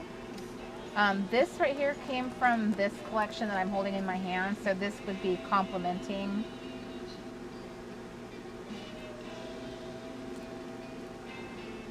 There's a cute butterfly.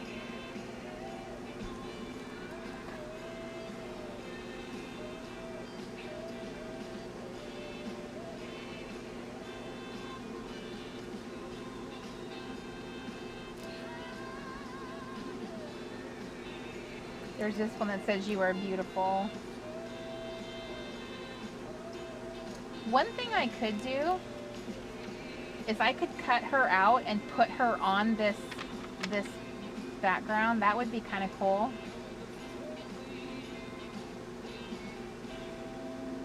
I'm gonna do that. I'm gonna do the extra work because I think that would be really stunning to have her this beautiful gold dress she has on and her blonde hair and have her on this light blue background. I think that could be really awesome. I'm gonna do the technique where I'm gonna cut out this white space by cutting into her and cutting out that, and she'll be completely cut out, and then she'll be here, and then maybe I'll find something else to put a sticker there. So that is gonna be, I'm gonna get my fussy cutting scissors because this is like serious work now. Because I'm putting her on the blue background, I want to make sure I cut as close to the edge as possible.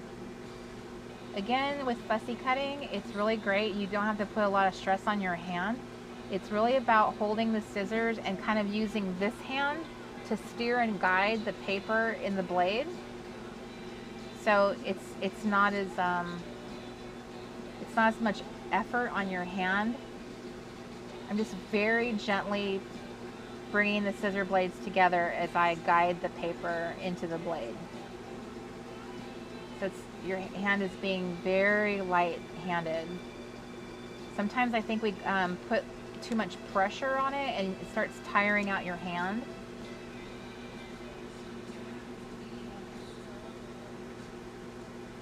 Okay. So here's my little trick that I've been doing lately to cut that white space out so she can look like she's, see how it looks like this? And that kind of takes away from that look. So I'm just going to cut right in here and take this white space out.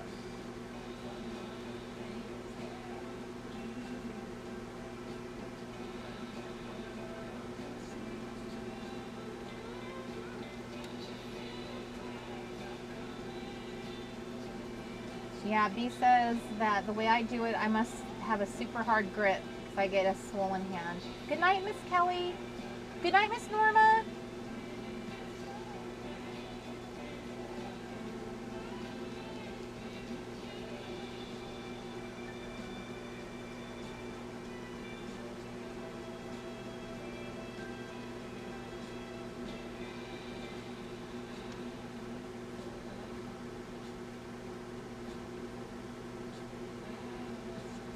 Okay.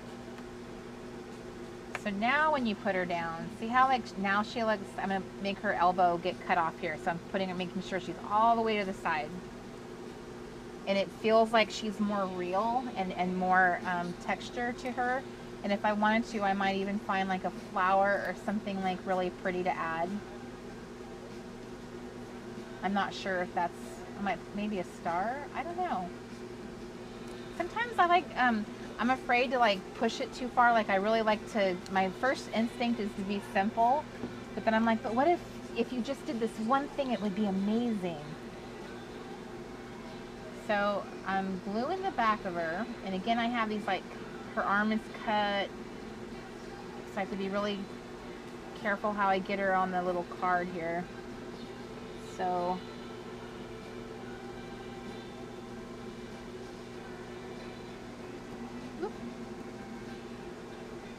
okay, and she's gonna be trapped in the pocket, so she won't get too much. So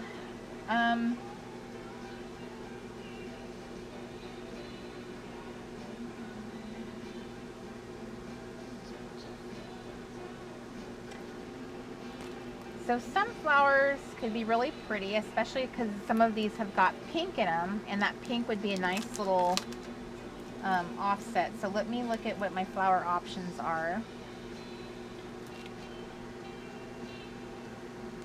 So let's look at this flower first. So I'm going to pull this one out. So like I'll just hold this one. So like adding a flower, I'm not saying this is the right decision.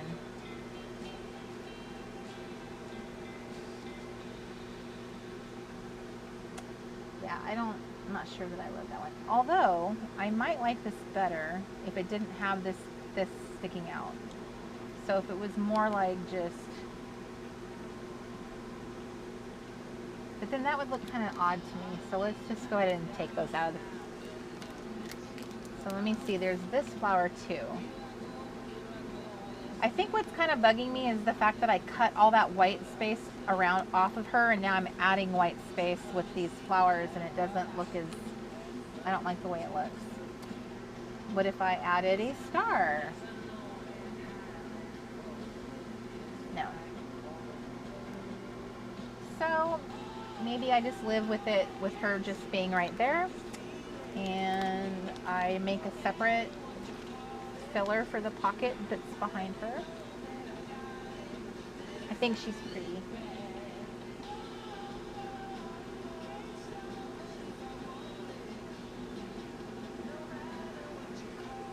I could do like a word strip above her head.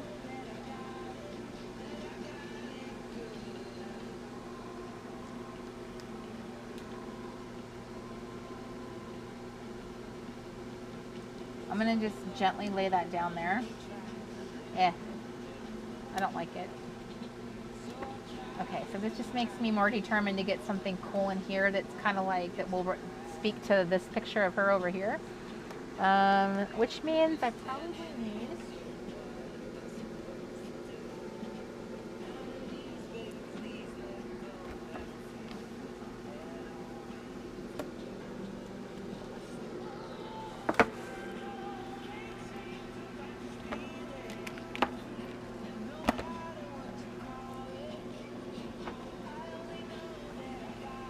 I'm finding some papers in here that I can use for that background.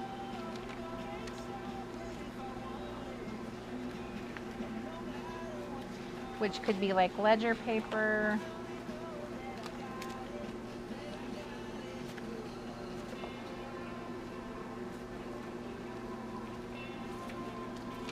It could be that, no, that's kind of boring.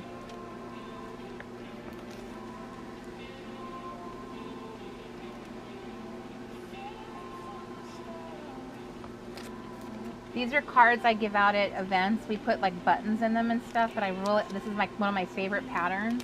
And I was just thinking like how cool that would look to have that pattern back there. And you know what I say, like nothing is sacred.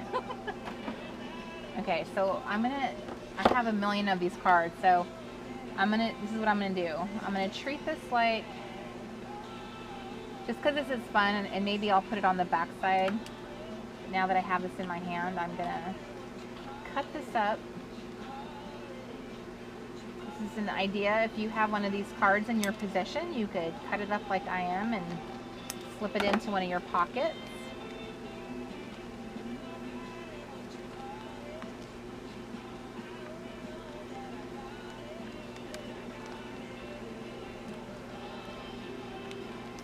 What I like about it is the colors look really nice together. I don't know, that's kind of fun. I just need something to go here, which now I'm questioning whether those stickers are the right fit for that, because I think it's more fun to focus on, like, let that be the text, so something more, I don't know, visual might be.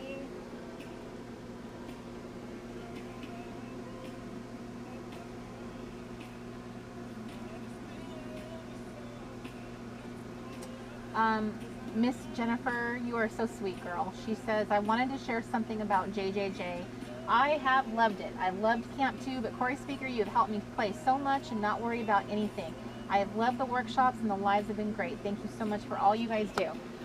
Jennifer and all of you awesome ladies who constantly tell us like how much you love this, how much you appreciate us, just know that we, like, that just makes our day.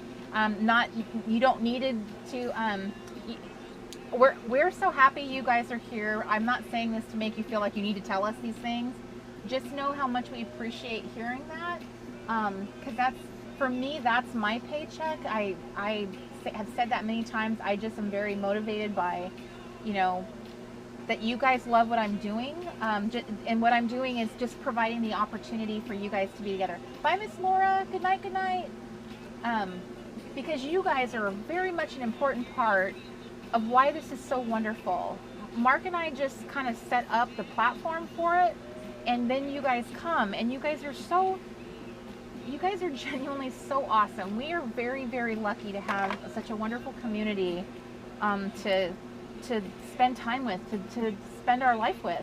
And so I very much appreciate that you guys are enjoying this, that you, it means a lot to you to have this, and that you're getting exactly what I hope for. That I want you guys to feel like, wow, I'm finally just enjoying myself. I'm not stressed about getting it all right and perfect. And I enjoy, you know, talking with my friends who show up on the lives. That just makes my day.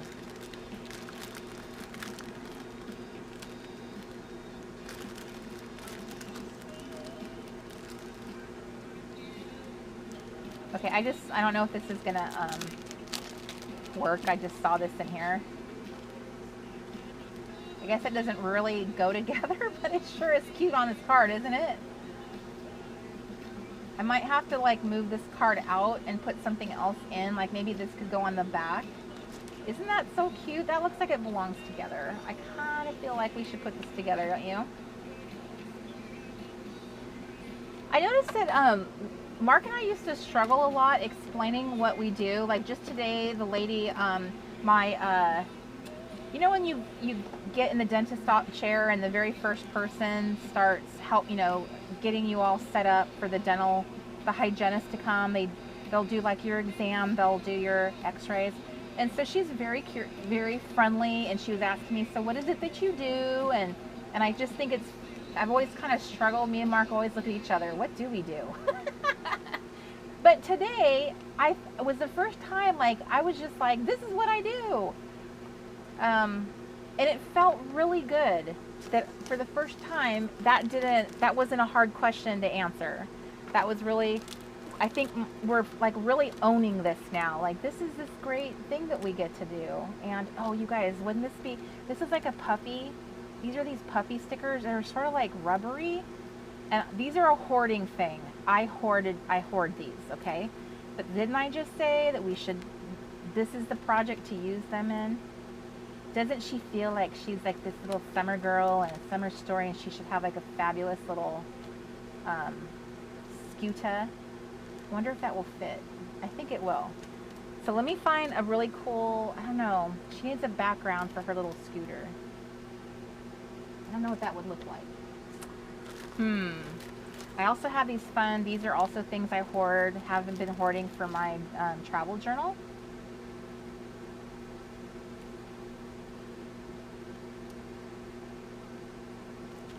I'm pretty sure there's pieces in here that are like, I don't know, maybe they're not set up to be, but maybe they are. Okay, so maybe there are some pieces in here that I don't know. Okay, so I don't know. I'll hold on to these for a second and see. I also remember too that I have these in here. These are from Maggie Holmes. It's like, I think it's her carousel. Is it carousel? This was a carousel collection. It's like these really fun little cards. These could be really fun just to add for no reason. They're like, okay, let me tear into these. This might be a fun thing to add into the little, just like punch them and stick them in here. Like that. Ooh, like this one has like a pocket in it. So I could put like a, what did I put in here? I'm not very creative. Some of you guys are super creative with stuff like this, and I feel like I struggle. I'm not super gifted with knowing how to use the scrapbook materials as much, I feel like. Okay, so this is like a, to me, could be really fun just like to punch it and just add it in here as like another little fun art journaling thing, or the scrap journaling section. I think I'm going to do that. I'm going to pull this one out, and then this, what do you do with this? Do you slip like a photo in there? Help me out, people. I wonder if I could slip this in there. What would this look like in here? Would that be dumb? Okay, let me trim this. Since we've already established I don't want to use it with a square thing anyway.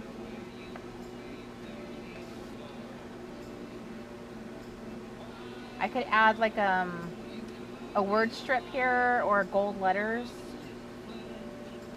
and punch it and stick it in here, right? That would be one and done. Okay, I need to fill that in, and I think I'm gonna keep that the way it is. Like maybe this was like I don't know, something about, I have like letters. What if I just stick a letter in here? Are any of these like 3x4?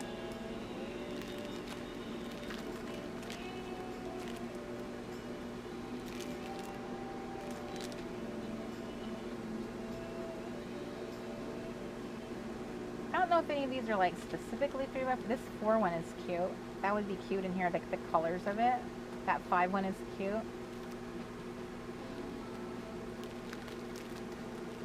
Maybe just like a letter sitting on the, I don't know. I have so many options now. It's, how do you decide? This collection doesn't really go with what I'm doing, so I'm going to tuck that back in there.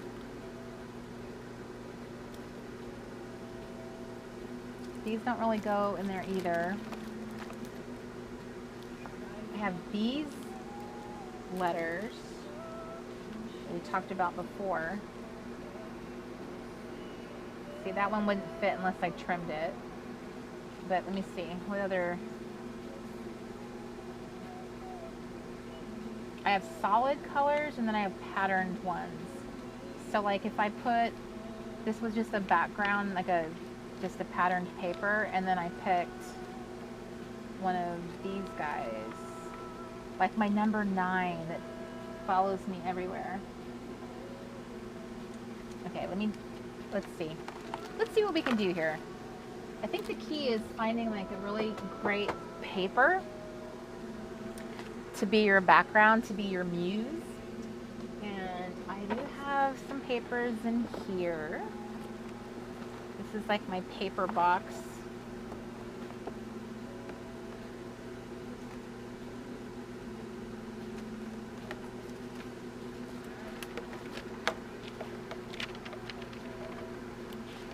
Look how cute these are.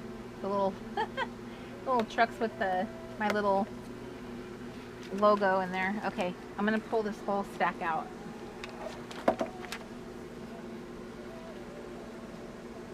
All I'm doing right now is trying to find something that can be the background to that 9 as a possibility. I'm saving these. This could be cute with this 9.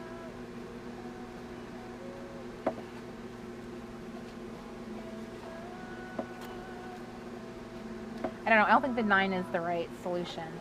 So I'm just going to look for paper at this point. So I think the red, for me, clashes with the pink.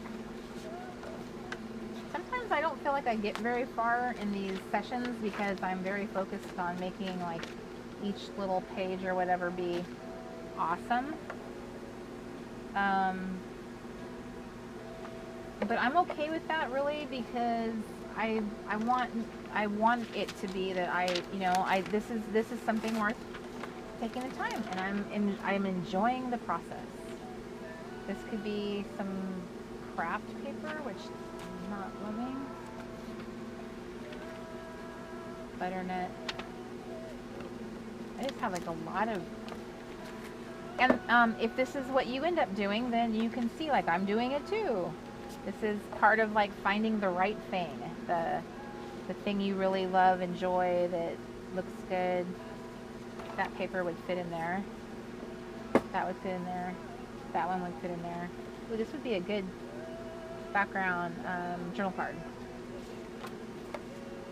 Ooh, this one would be good too. Look at that. I'm gonna save that one. That one is too short. Ooh, this would work. This is a book from the Bible, or a page from the Bible about Jonah. That's my story. Okay, so I'm gonna keep that one off to the side. Here's another piece that, so like if you find pieces that would fit journal card pockets, if like that's kind of what you're into these days, maybe that's something you should separate and kind of put in a different spot and say, hey, these are my journal card scraps. Like this little pink star pattern is super cute. I think I'm going to cut myself one. And it's a kind of pattern that's great because you don't have to hold the, you don't have to cut it in a certain direction. So I'm going to take some of this for my journal card stack. I mean, it's technically not a card you would necessarily journal on. It's more of like wanting to put something in the background. So see how cute that looks together?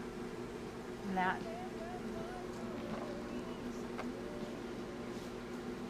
So here's another one, you know, I'm going to actually put this stuff to the side.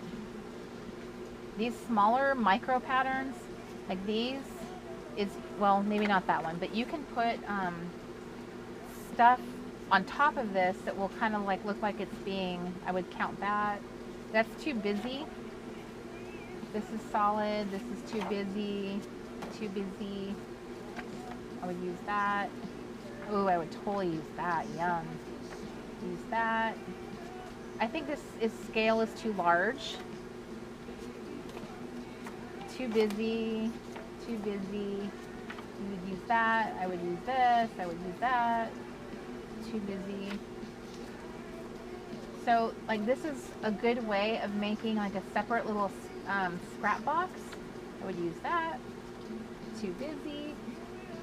For the pockets, would this fit? This would fit if it was, it's too small for that, so no. This is more of a scrap box. Too skinny.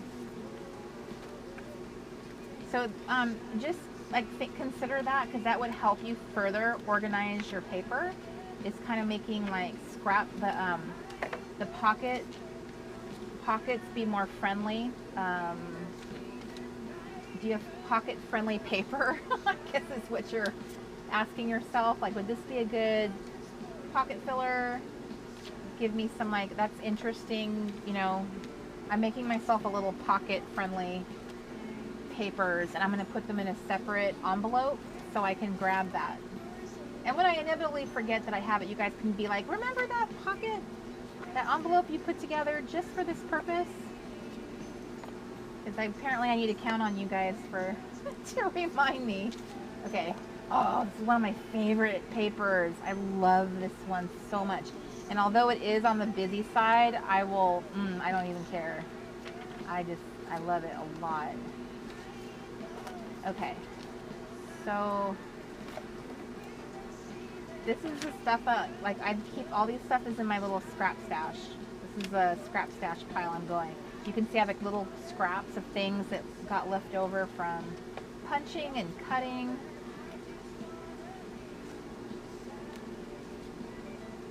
This is stuff I must have punched with my big 3x4. I don't know what that's from. Oh, I know. Oh, I just answered my own question. These are from Mr. Crafty. Did you make me this? Okay, so this is a little thing Mr. Crafty made me. So here's the front of the pocket, and you can see the edges are all folded in, and then this is the back of the pocket. So I'm going to flip it over this way so you can see. So you slide it under these little, slide it under, so then you would fold all of this on top of it like that, and then you would have that. I didn't even realize I had these, honey. I know you do. You make me so many things. But I definitely think we need to get on that, because that would be really fun to have a cut file that people could make their own little pockets. I personally think pockets are kind of, they're too complicated for me to figure out how to use, to be honest with you. Ooh, look at that. I wonder if that's a, pocket avalanche. This picture right here. I wonder if that's a good 6x4. What, Mark? Yeah, I can't hear you, honey. I thought I could, but I can't. Okay.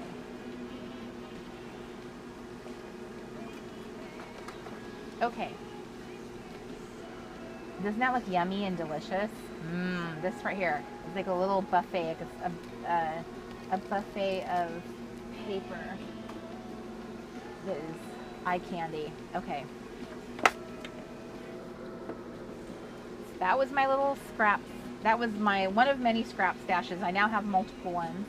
And these are all papers I approve for being in a pocket. So once you have this here, now it's the fun part is embellishing it. So as an example, you might want to put like a single sticker right here. You know, just keep it really simple. You could put one of your badges from camp. You could put a little photograph.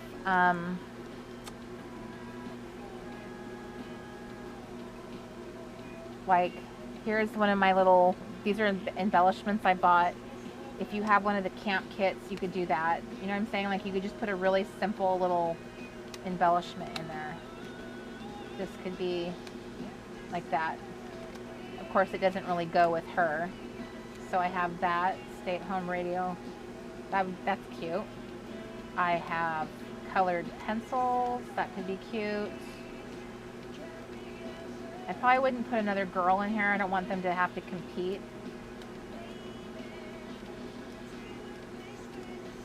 So I like each honey to kind of stand out on her own. So I think that's really cute.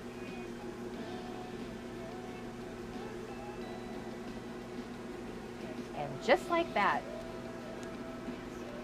So because this is going to get backed by, you won't see the back of this card, I can use my tiny attacher. If I knew where said tiny attacher was. Okay. So this would be a good example of like something I could staple in place.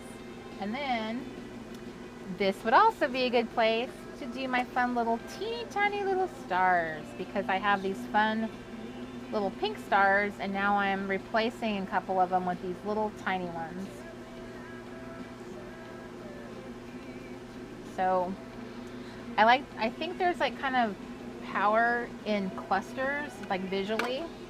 So instead of spreading them all around, I think maybe I'm going to try and cluster them. Whew.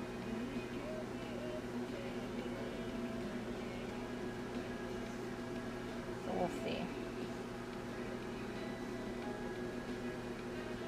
Like that.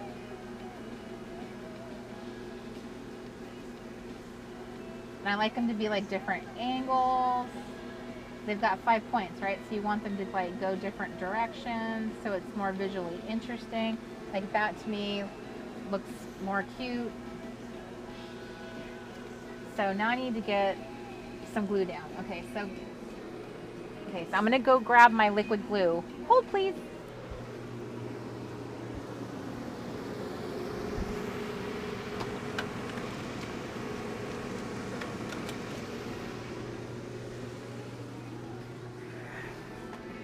Okay.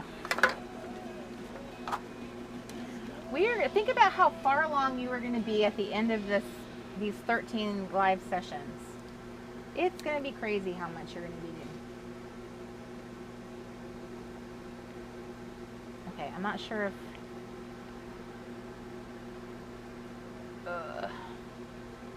can't tell if I have something blocking this or not, so I'm gonna stab it with a clip.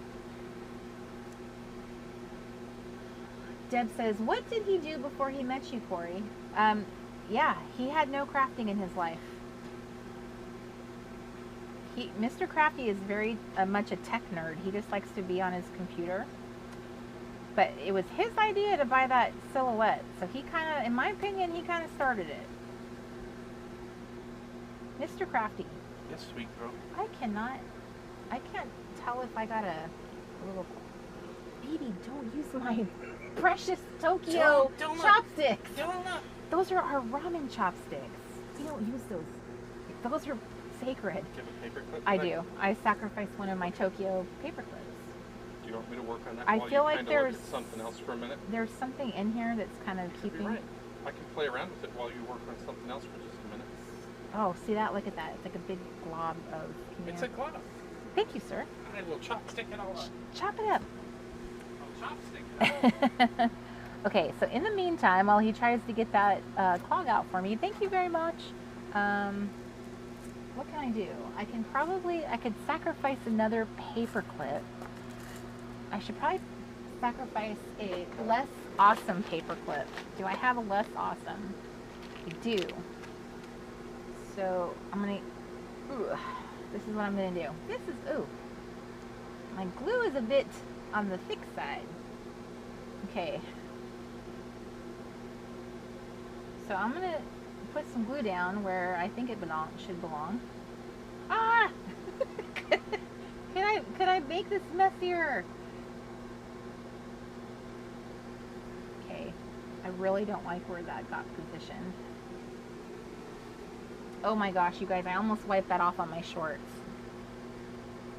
Come on now. I'm not like a little kid that wipes off their pants, like their hands on their pants after they eat. But I stopped myself. I'm like, what am I thinking? Okay, so now I just got glue all over that star. Luckily, this glue will dry clear, and nobody will see how bad I was at applying it. I think my glue has just gotten a little old, and it's not as viscous.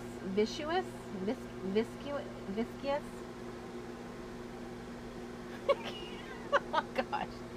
Okay. I should have just waited for Mr. Crafty to fix the bottle, because it has one of those, like, I have a bottle that has the fine line tip, and I should have I need fresh glue. That's what it is. If I'm scraping. I think it was fine. I think it's just literally that the glue is so thick. Yeah. That it can't go through that little hole. Yeah, I think I waited too long to use this glue. You cut a circle from something you punched in your hair. How did you manage that? Ooh. Okay. What is that? Crafter disaster or something like that? Say crafty. Craft bastard. Thank you, honey, for trying. Yeah, so this is a lesson. We gotta use it or lose it.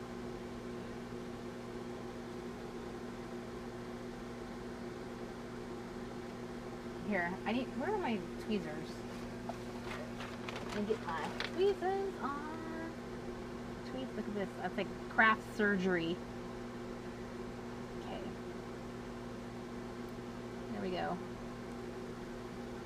Okay, so this is what I'm gonna do now. I'm gonna dip my star in some glue.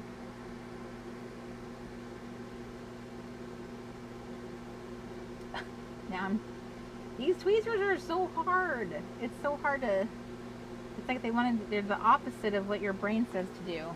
It's like you squeeze them open instead of closed. Okay. Okay, I think that's gonna look amazing when it's all dry. So I'm gonna set this aside. Okay, so this is what this page is gonna look like finished. And then I need to pretend that there's a back side that I need to do something here and something there. And if I'm gonna keep that, then I need to do something else here that kind of like goes with that theme. Because I feel like this side is very themey to that. So, whoop, let's dry that card. this glue. So this glue is Fast Grab Tacky Glue. Super thick. Okay, well maybe that's just the formula and it's not old. Like, it is very thick. Almost, it's too thick for me. I'm not enjoying this experience. I don't know if you guys have this one. Right? Cat's like, baby wipes, stat. I do have wipes. I grabbed wipes, so I have some right by my craft station. I just didn't grab them in time. Another thing I want to use too is these like fun little things here, and I have wood ones too. I have a combination of wood ones, and I really genuinely love the enamel dots. It'd be kind of fun to add like a little strip of pink ones, like this.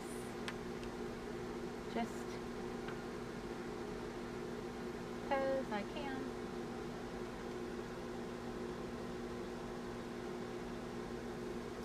It's kind of fun getting to use like the scrapbook materials that I've owned for so long, and I never used them because so much of it you can't really use in a planner. You can't put enamel dots in your planner, and that's for a long time what I had. I can't put them in my playbook, but I can put them in my junk journal. So like, that's fun, having it like that. Okay, so that card's done, so let's flip it over, and then I want to work on the back side. Let me get my stuff out of the way. Do I want to use this card, or do I want to like make a different, I love this paper so much, the stars. I love it. Love it, love it, love it. I can also do this paper is big enough too. I feel like that competes too much with the background of that.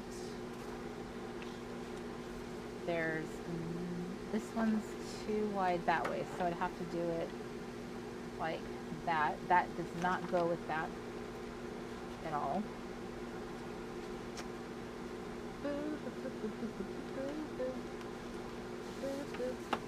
There's this paper, which complements the green in the windshield, but I don't know. What did I originally have that I liked? I liked this. Or I could put a photo down there. Where did I get this one from? This came from the scrapbook paper. Maybe I just need to find the right muse. Okay. These are my journal card friendly paper that I'm going to cut down or punch or something later. Let me clear this out.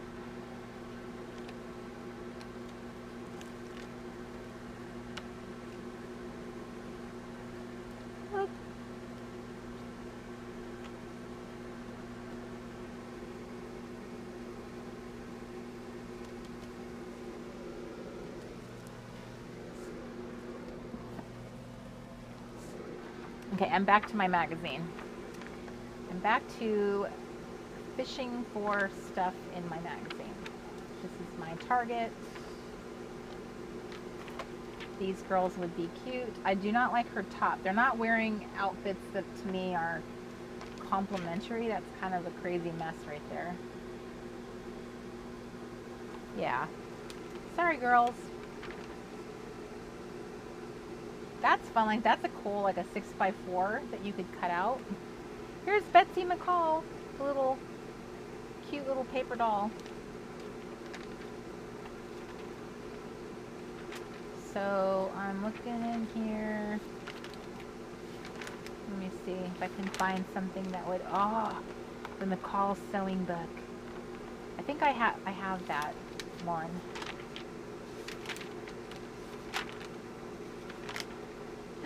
Look at that cute little, what is she? A fairy?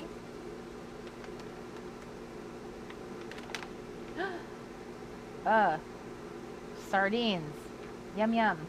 Does this picture look appetizing? I really don't think they made sardines look their best. I don't know. I kind of feel like I definitely appreciate more modern food photography. Look at all these couples making little sweet little faces at each other. That's what I like about the older magazines, is that there's so many interesting things. Ooh, she's got some serious makeup there. She's cute. Look at her with the gorilla. She's like in these little moments of danger. Oh, I think this is our cover girl. She's the girl on the cover. She's her. So, who was she? The Perils of Pamela Tiffin. She's so pretty here. She would make, let's see.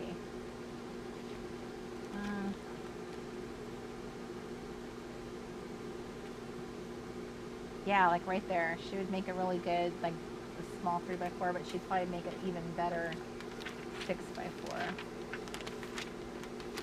So I am trying to find something to go along with this, and I might not be able to find it, so I might have to either move that thing or probably move it elsewhere.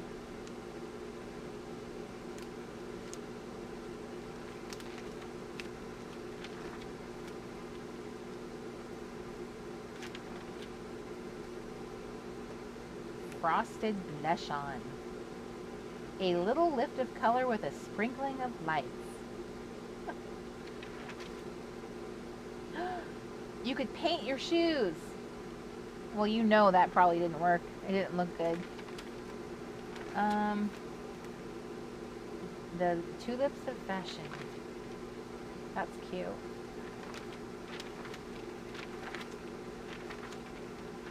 Okay, so I think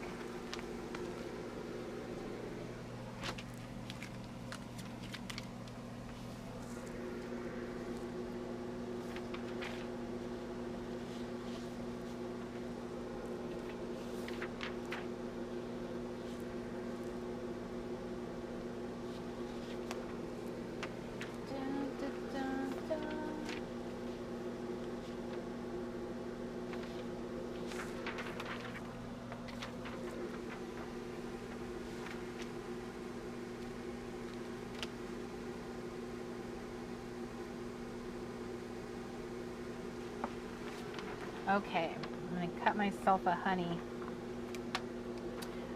It sounds like I'm going like out to the garden. I'm going to cut myself a honey.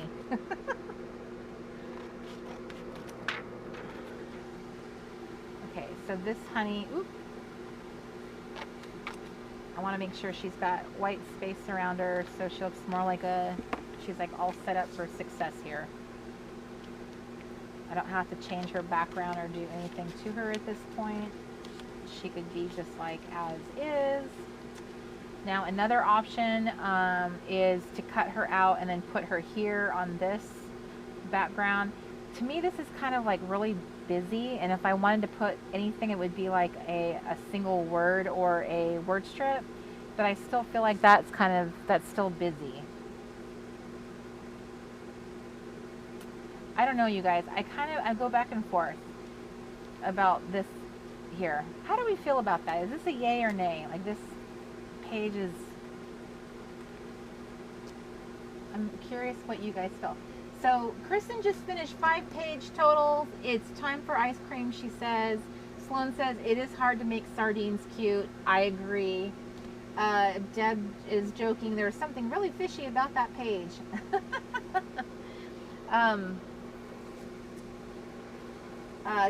Carrie says, I bet the sardines would be cool as a small circle or square punch-outs. That's very possible. And also, am I pronouncing your name right? Because I'm assuming that your name is Carrie and your mother was very creative in how you spell it. But if I'm wrong, please let me know. I want to pronounce people's names correctly. So I like it so far. Brandy says nay. That's it, Brandy. You can't sit next to me anymore. Just kidding. Yeah, I feel like I could go either way with it, honestly. It's kind of a nay for me. Mostly because this is very cutesy and this is very like not cutesy, and I think that's where I'm having a struggle. What do you think, Brandy? Is that where your struggle is? We have a cute and more of like a sophisticated thing going on. So okay, so I think this is probably dry, so I'm going to go ahead and stick this in here because I really want to feel like I've completely finished something. Oh no, Brandy, I was just kidding. I asked for honest opinions. You guys can totally tell me if you don't like something, or you know, that's your opinion. I wanted to know, but I agree with you. I kind of feel like it's kind of it's a meh for me. How about that?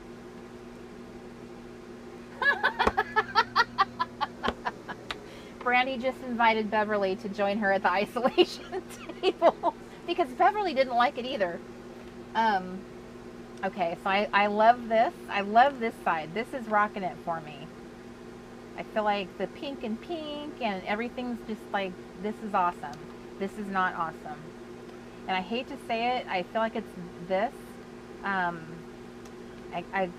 going back and forth about what specifically it is. Would that, I don't know. I still feel like that can still be together because the colors are so cute together. So I'm going to set this one aside and just like keep it for something else and let this be more sophisticated. Awesome. Okay, so Carrie it is. I am correct.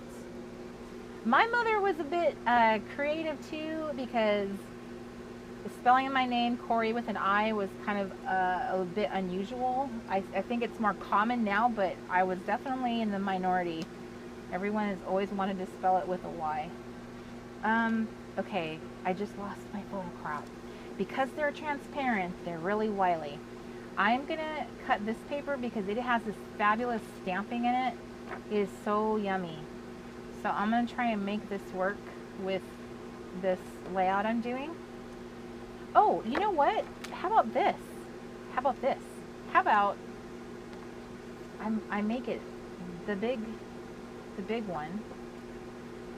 So, because I don't think this black and white is doing it for me. So I'm gonna back the black and white with this. I want to like both sides of the page a lot. I don't want it to be a meh thing. I want it to be like, ooh, yes, that looks so good.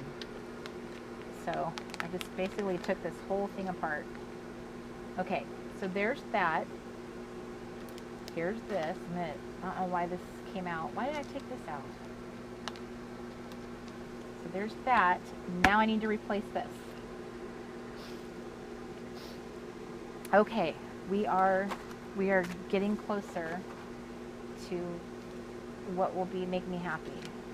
How about a runaway with me? Let me see what happens if I stick this in here.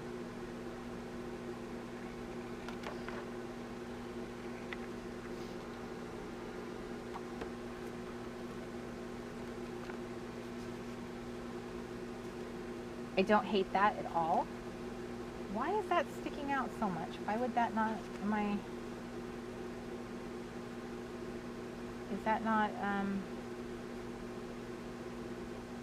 okay, because that is a different size than this, I'm going to have to cut the bigger one down to match the little pink one, which I think is 3x4, so that this paper must not be 3x4. But it is now, because I don't want stuff, I'm very new to all these pocket things, and I didn't realize that there was that much of a gap. I really thought the pockets were literally 3x4, but they're not. They have they're a little bit larger. I really love this pink card. It's super simple. I feel like I'm a memory keeper now. I feel like this is, okay, I'm indifferent. I don't think this is the winner. I think, but it's nice to have. I'll keep it off to the side. I think I want to keep going and try and find the thing that should be here.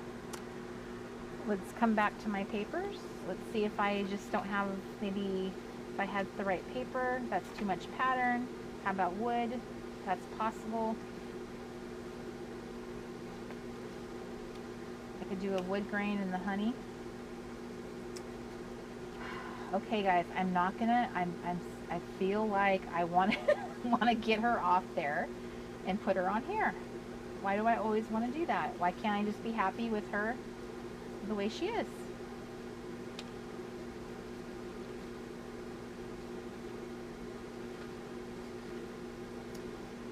Okay, that's what my little artistic brain is saying. No, no, take her out. Put her on the paper. Because they look magical when you do that. So, sorry honey, I thought you were going to get to stay the way you were. And now, I must cut you.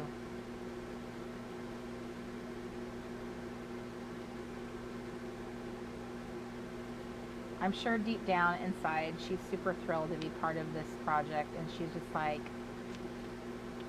do whatever you need to do. I'm just happy I'm not trapped in a catalog anymore. Like, she's feeling it, isn't she? She's like living her best life now. She's like, I'm a junk journal babe.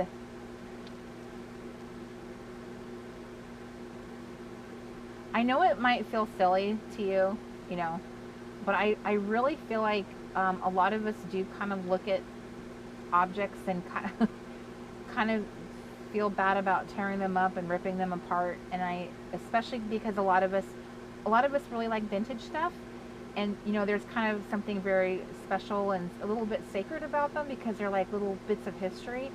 But I feel like if we look at it a little different, and that you're giving it new life, that maybe it's a little bit easier to do that, to kind of like deconstruct them and use it for something else.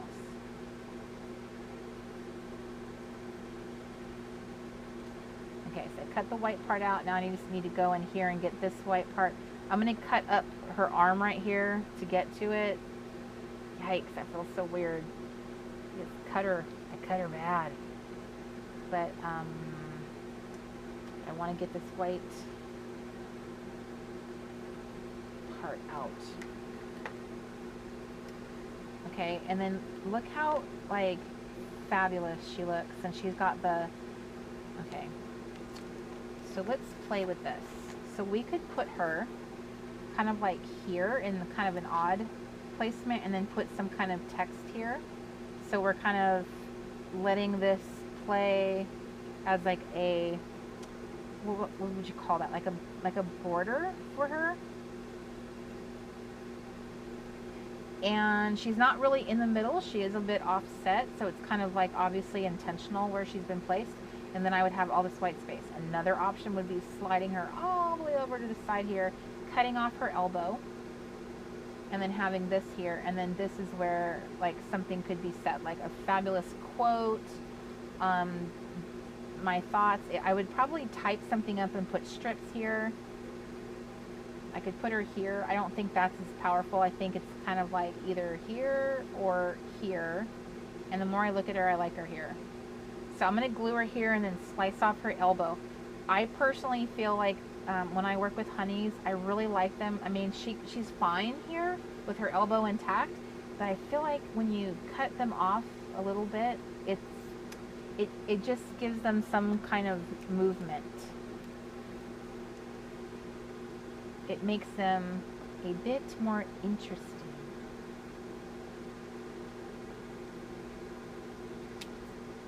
Okay, so I'm going to slide her over. So I'm just cutting off like that tip of her elbow and then patting her down. Isn't she fabulous? I know some people, you might be one of them, are not into the honeys, and that's totally fine. No judgment. I'm very much committed to them. I absolutely love them. They are a huge part of my aesthetic. I just really enjoy using them. I want to put them on everything. They just bring me a lot of joy. Also, I was thinking I would use some enamel dots here too. But the colors all seem to kind of blend in and not stand out. So let's go to the heart. No, not the heart, the star. This is a circle. I could do circle. Here's a star. So I have a star again. I also have the tiny wood stars. But I feel like she needs the sparkly ones, which means I need some sparkle glitter paper. And you know, it would probably make my world a lot more simple if I like left that out since I reach for it so much, but I keep putting it away, which then means I have to search for it each time. I feel like I should be smarter than that by now.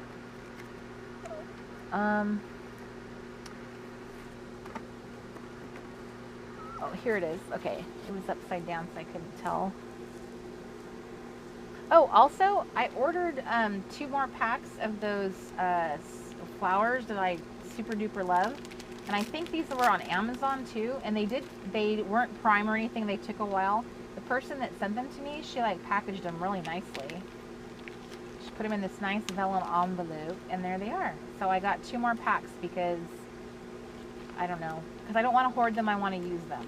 And I've really been enjoying them. So, I got myself some more. Okay, so here we go. I'm going to punch out some more little stars. This is by far my... Wait, I don't think I did this. I think I did something different just now. How did I do that before? Did I do it this way? I must have done it this way. Okay. So, ooh.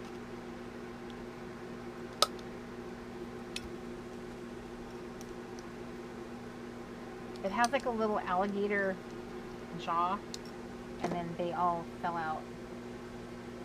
Okay, so we're dipping back into the... Okay, so what I probably threw away. I did. I threw away this paper clip.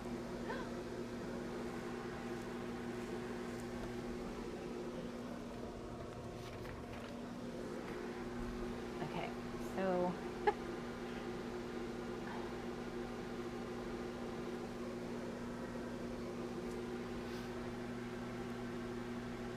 at that. Oh, that's so... It's all gooey, like a melted marshmallow is what it's like. That is the perfect way to describe the consistency. It's like melted marshmallow.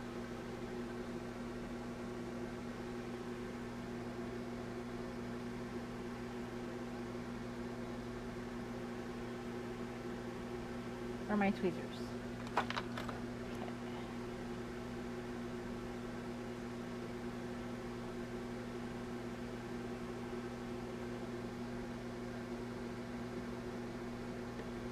Okay, so here is the easiest way of handling something so tiny. It is... Good night, Michelle! Thank you, Miss Ginger. She said she appreciates the commentary. Okay, so using what I'm discovering right now. Oops, and do it a different way. I want the stars to be all different, how they're laying on the paper. I'm trying to find, there we go, wait. It's grabbing it with tweezers, because they're really little. And then holding the star against some glue. This is so far the easiest way here.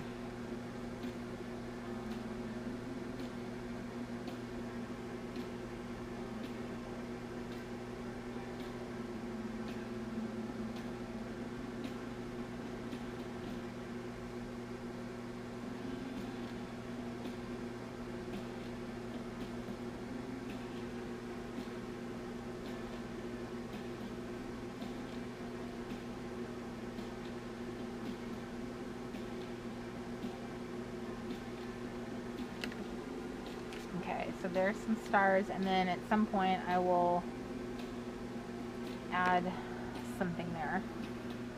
Okay, so this time I'm not going to throw away my crappy little...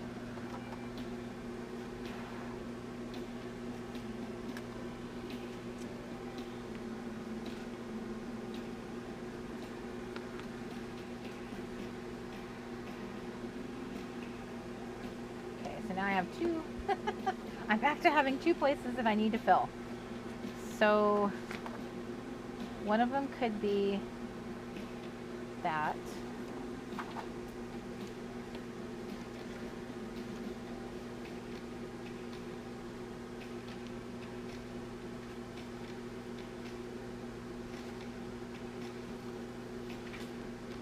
Nope, that's very, very distracting. So it can't be like really crazy pattern because this has already got like a really strong pattern. So do I have, how about if I look through my, that does not look good together. Looking through, these are my faith cards. Separate my faith ones.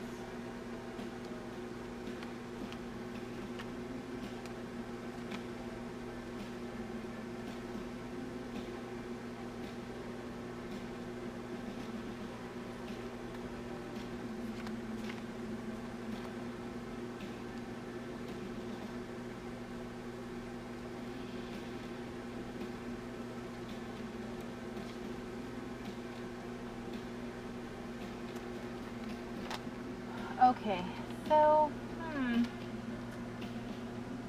I did not realize that this would be so.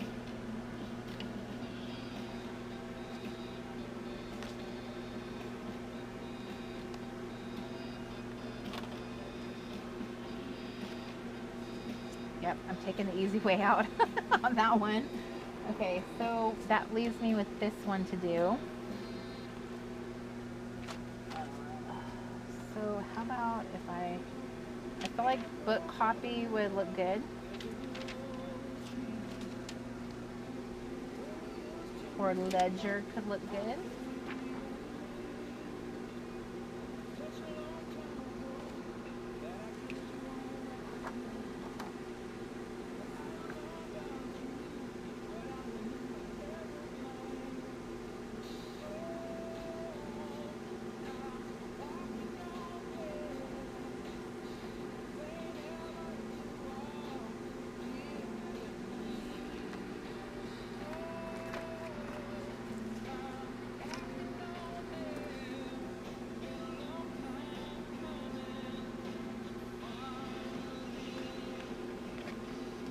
I'm going to do my cork thing I like to do.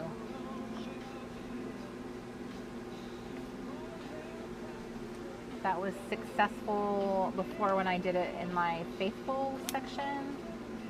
I'm going to do it again. It's like a really fun material.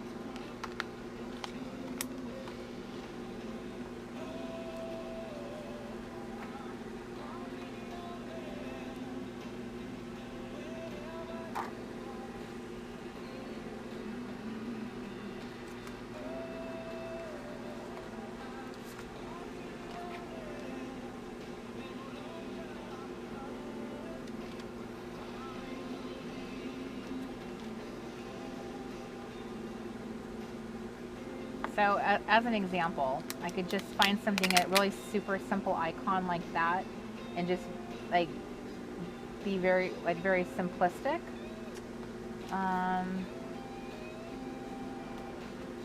Little peace fingers. I remember when I was a little kid and how I would make little peace sign in the back of our little VW squareback to people on the freeway, and it was like the best feeling when they would do it back to you. Here's like a little camera, like so something really super simple. A butterfly. Probably because I'm using this for my text, probably something more visual over here would be more fun. Like a flower like that. I'm not sure if I love that though, but you get the idea what I'm saying. Like I feel like for me visually, I don't want to have two texts, like something competing. To me, this is like all I want to see here is just something really super simple, visual. I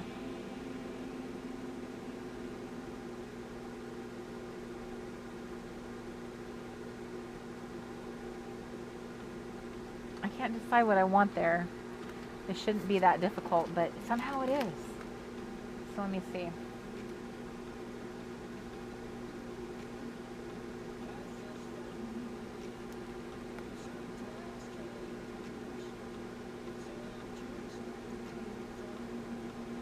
I love that camera. The green color is like magnificent. Okay,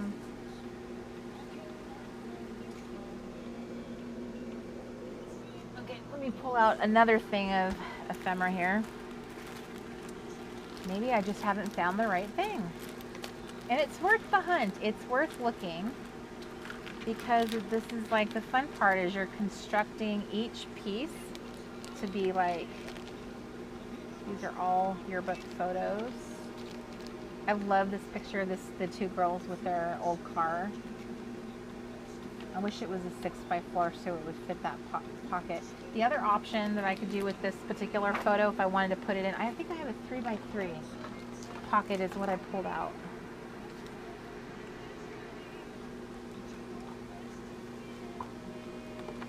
Okay. I have such a mess here. I can't find the little pocket pages. Here's one. Okay. So like this, these girls could be in that. Okay, I'm totally gonna save that one for this, and I'm gonna put it up here so I don't lose it. Okay, I'm still trying to find something to go on this cork, something really fun, and what am I looking for? Like visual, maybe. Ooh, maybe I should go back to my little cards. Okay, so let's see. Here's this. I like these things. I got them online a long time ago, and I don't remember where I got them from. Otherwise, I would tell you. But they're like little fake Instax pictures. That's pretty, and that color complements. Ooh, this is really pretty too. And I'm gonna go there. And then there's fall.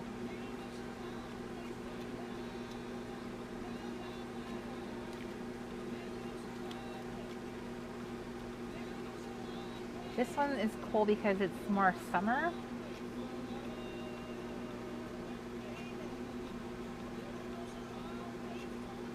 But I feel like these are better. I don't know. What do we like? Hi Laura, you're back. Uh-oh, Sloan lost us for a minute. Sloan killed 3 rolls of ribbon, 3 packs of buttons, and a roll of trim tonight. Good job, girl. And Marissa, okay, I missed that joke. I'll have what she's having. Hello.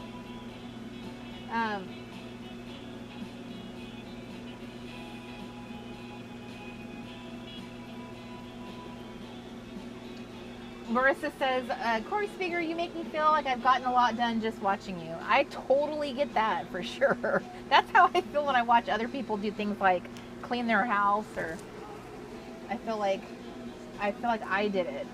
I really, the color, the harmony of this, I'm really loving this.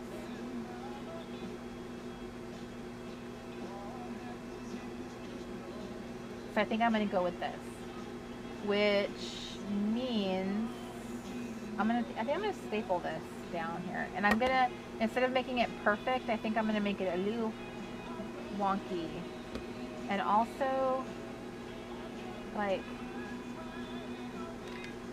so I stapled it down, and now I think I want to see if I can find like a sticker. No, I know what I want. Okay. I think I want a word strip.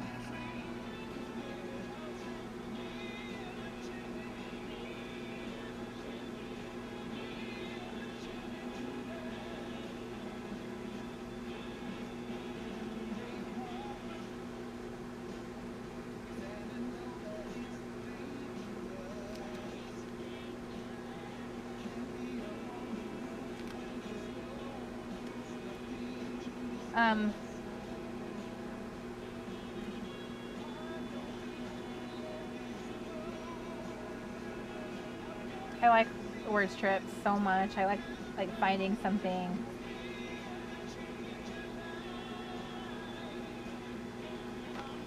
I'm looking for, like, I found some word strips here that would just be like really perfect for this. I think I want to make it a lot of white space and just keep it really super simple. So I'm putting some aside and let you guys decide what you...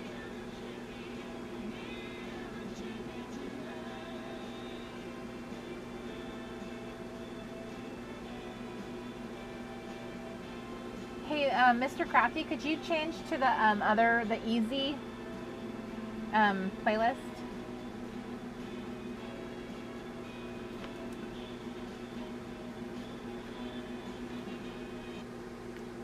Thank you, sir.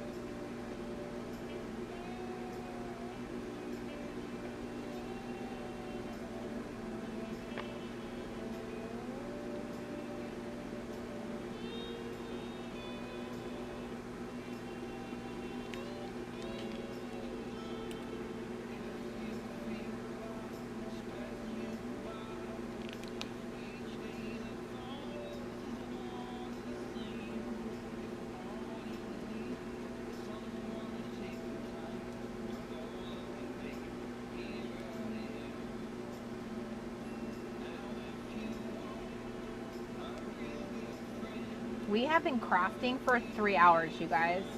I didn't even realize. I thought for sure I'd be like, I'm out. Okay, and I want to put...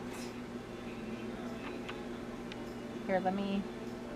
This has to be like a contrasting thing.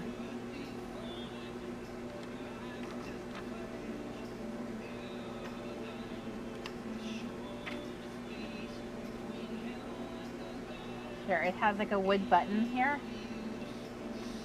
So it says, just live in the charmed life. Okay, so now we're gonna vote on, I would love input on what you guys think would be the best.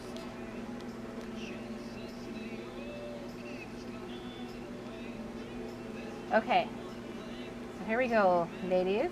Oh my gosh, I so love this. So I love both sides. Although this, it needs some trimming because it's not fitting in here right. I'm not sure what's happening. Maybe it's, let me try it and see. This might be a little crooked.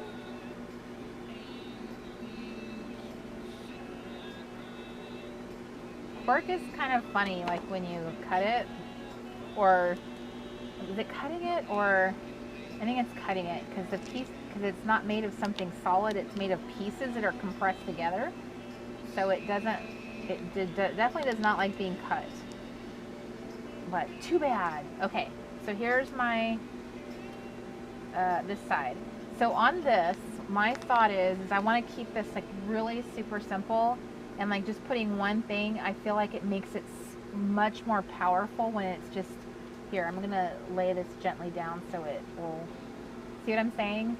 Instead of filling this all up with text or like big words, it just, it makes your eyeballs go like zoom in, like, oh man, like what is there? It's like a little treasure.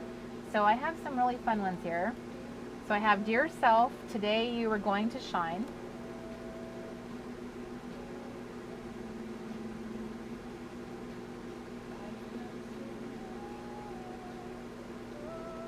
The best is yet to come.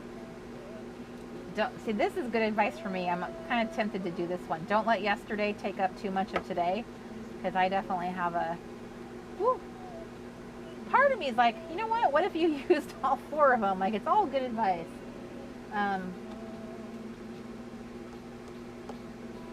Deb says that she read my card for the wine. So all right, so here are my options. Either I use all 4 of them and like put them in different spots, or I use one of these. So Brandy votes for dear self.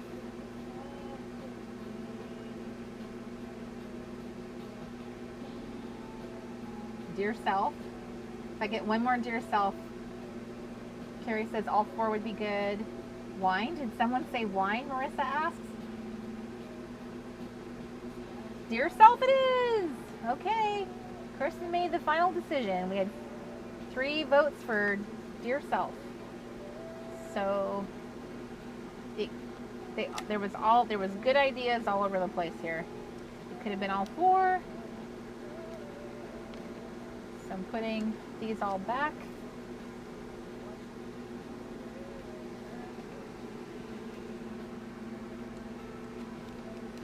Okay, so I'm going to put this like right in the center.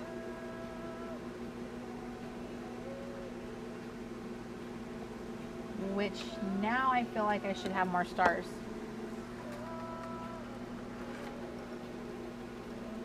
And I know for you guys, like looking at it, it does look very small, but I'm kind of sticking to my guns that I feel like it's more powerful visually, that it is smaller and that you have to kind of look closer at it.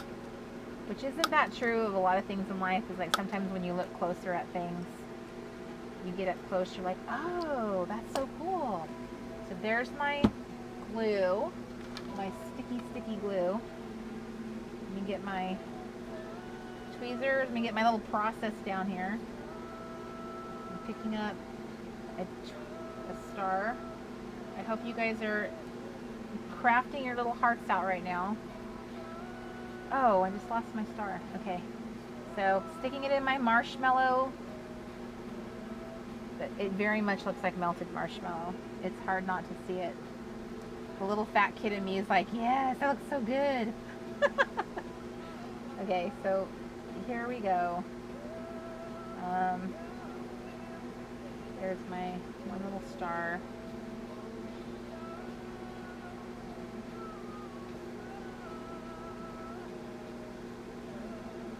Oh man, these tweezers are kind of hard to get used to at first.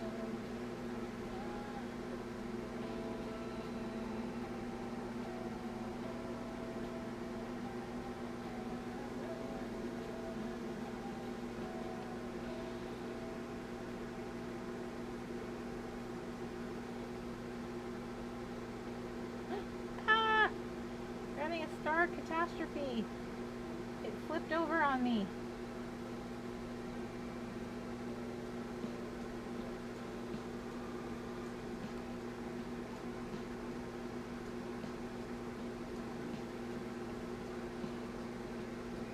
Okay, so definitely a random. Do I like the way that looks?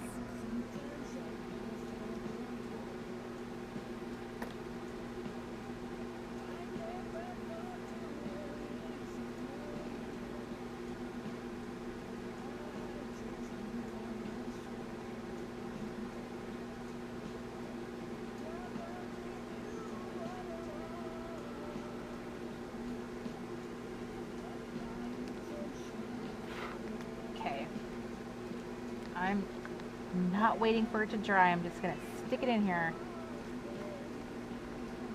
Okay.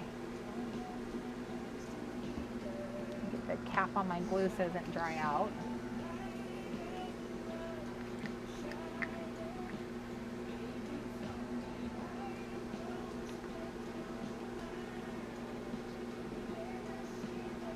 Okay, this is too tall for this pocket.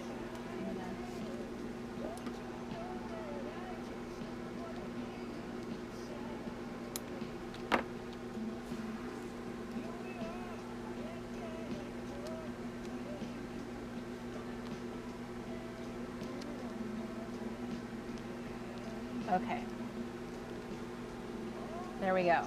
So I have this side where it's got a little message on it for the win, and then this side.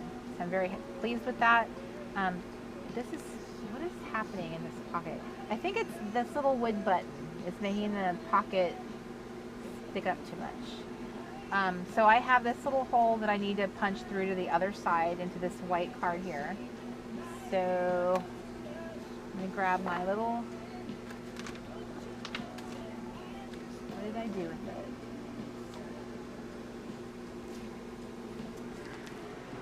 Okay, I don't know where my little white one is, so I'm going to use, that's a heart. Yay! Yay! Laura says that she's got all her pages of Journaling Love are all decorated and ready for writing. Good job, girl!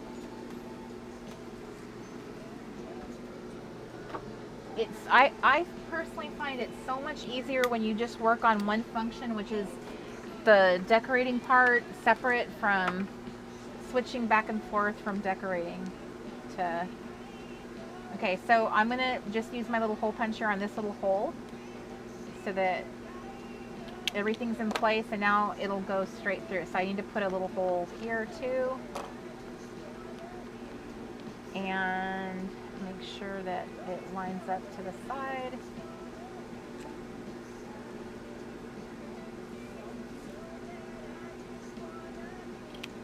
So there we go. So there's my pages. They are buried.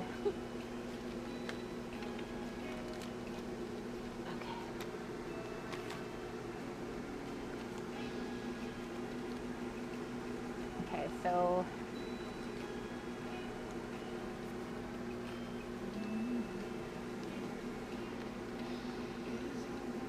ain't no woman like the one I got.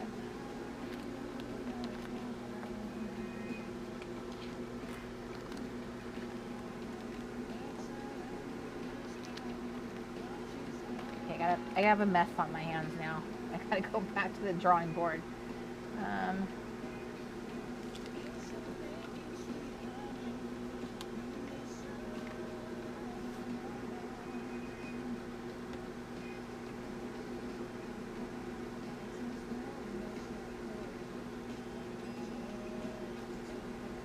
Oh, good night, Miss Serenity.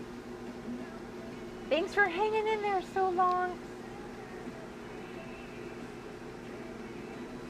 I know it is a school night, so some of you guys have to get up and go to work tomorrow.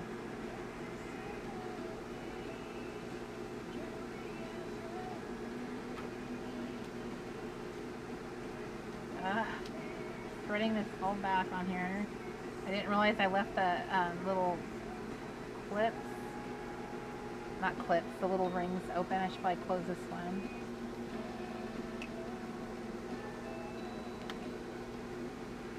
Let this be a lesson to make sure that you close the binder ring after you get what you want out of it, because it's really easy for the pages to slip out of an open binder ring.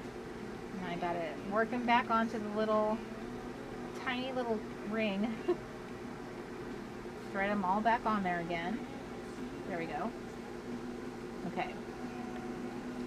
So this whole section is going to fit back into my what do you call it? Into my junk journal when I am done. So these are just temporarily holding everything together. And I really love this little thing, but it is really making I think what I'm going to do is put a little star on it instead. Actually, I have a little heart.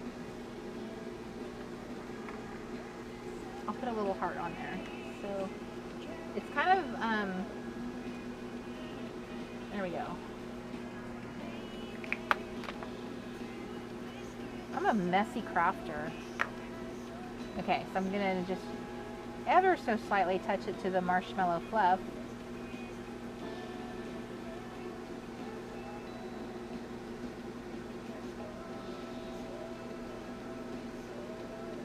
There we go. Okay, that's way better than the wood button that it did. The pocket was like not loving at all. And I should be letting the glue dry, but I'm not. I'm just shoving it back in there. Okay.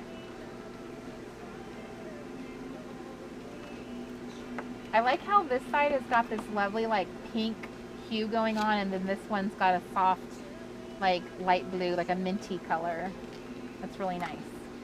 I'm really appreciating that. Okay, and then this.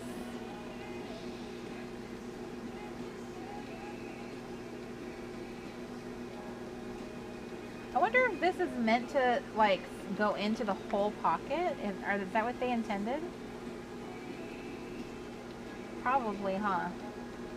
And if that's the case, maybe I should substitute a different picture in here, because maybe this will fit. Oh, please, please, please fit this window. It barely fits the window, but it does. Look at that. Isn't that super cute? I want to put like okay, I want to, here's a job for my new gold little bitty letter stickers.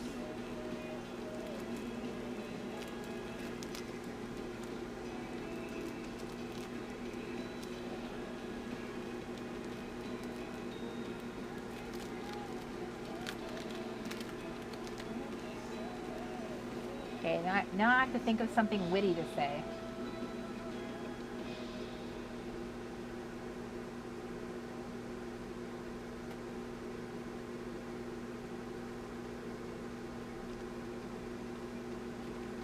This is always the part where I struggle. I'm like, I don't know what to say. I gotta think of something clever.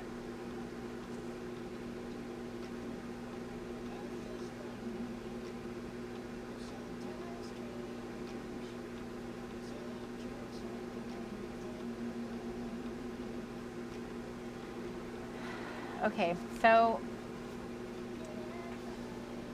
Brandy says stick it on the outside of the pocket. So I think I'm gonna slide this back in and then put the word on the outside, okay? So I'm just gonna let it be slippy slidey. And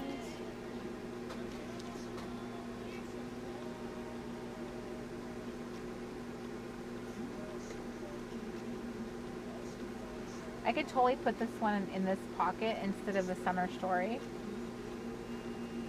Just saying. And it would also look good there too, wouldn't it? But I'm just gonna make it and decide where to put it later for now. So what should I say, you guys? I have a whole set of alphas to work with, and they're like perfect for this because it's got gold glitter here. So I just want to put like a really short word here. I have brackets. I have a pair of brackets. I could put one word inside of a bracket or two words.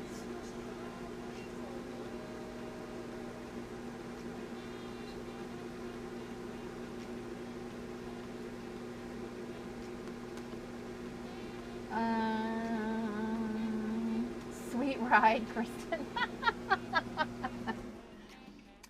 Brandy, these are Doris brand stickers. It's hard to believe, but it says it has 305 pieces, but they're really small. They looked much bigger when I ordered them.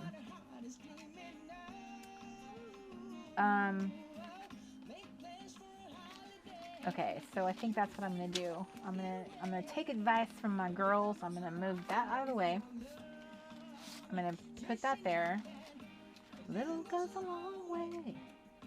Little goes a long way. I just want to use these brackets. Oh gosh. Oh, my Lanta. This is like advanced alpha sticker. Alright. This is what I'm gonna do. I'm gonna use the advice everybody always says, put it on a ruler. I have not personally found success doing it that way, but I'm gonna try it again. Where is my, I'm not going to use a ruler though, I'm just going to use a straight edge since it's such a tiny space. So I'm going to use my little photo crop and I'm going to get the words on here. So, okay, so let's go rollin', road trip, sweet, crafty maniac. Okay, rollin', road trip. Let's go.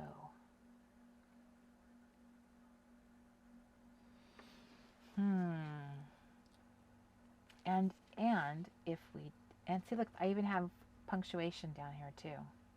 This is a pretty sweet little collection. I mean, they're really on the small side, but for this project, which is why I decided to keep a few of them, but I'm returning the rest because I bought a lot of packs of these thinking they were bigger. Let's go. Road trip.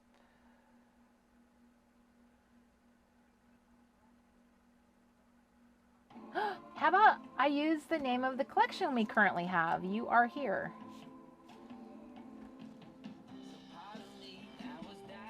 Because that is what it is about. Or the one we're about to have, which is Getaway. Marissa says that she always loves listening. The crafter's inner monologue. It's so true. Yes, Mallory, I totally, I thought of that too, putting like Thelma and Louise on there. Good night, Brandy.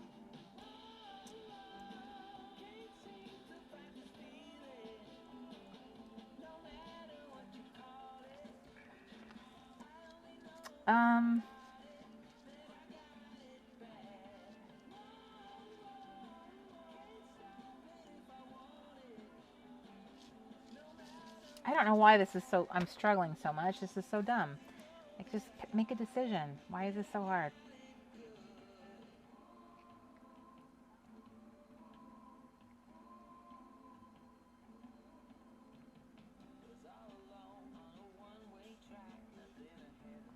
The other question I have for myself is, do I want all lowercase or do I want like regular caps? Good night, good night, good night. Getaway or You Are Here. So right now, the current collection we have is You Are Here, and then we are about to release a new collection in 2 days, you guys, called Getaway. And it is adorable. It's kind of, if you guys have been with us a while, it's like Escape to Paradise reinvented, like updated. It's a updated version of Escape to Paradise.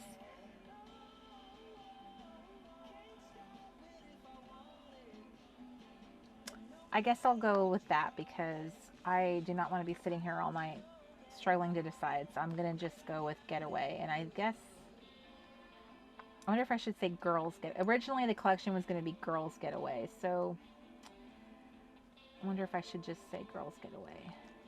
Getaway. Ah, these are hard to get off.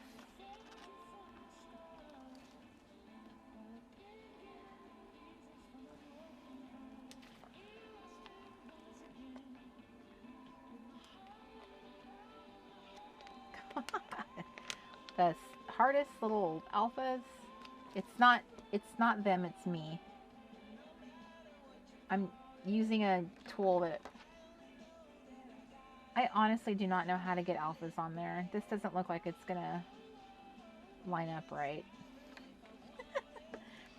Okay, talk amongst yourselves.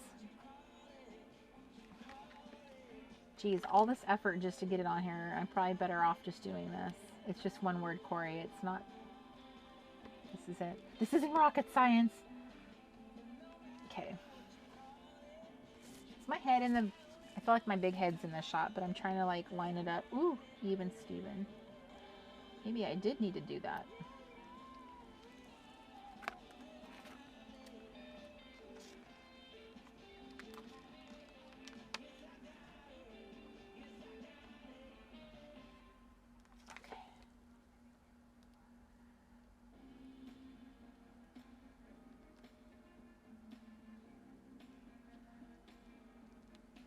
Get away.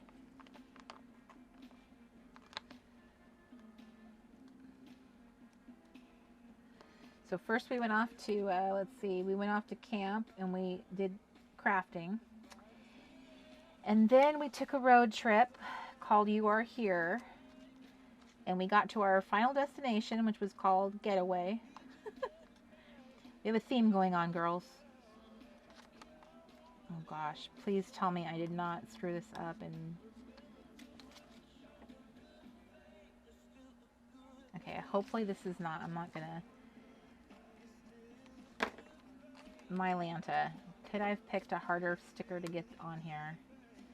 I'm sorry, guys. You can feel free to forward this part of the video if you're watching on a replay. You are missing nothing. Okay. These are stickers you must have patience with. They're very little, so they're hard to work with. Oh, I'm going to be so close to the edge here.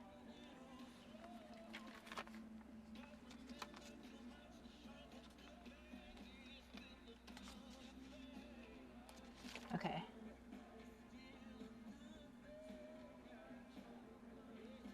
Okay.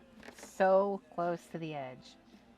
All right, and then actually I'm gonna try putting it in a pocket page just because I wanna, ooh, I don't think I've used these ones.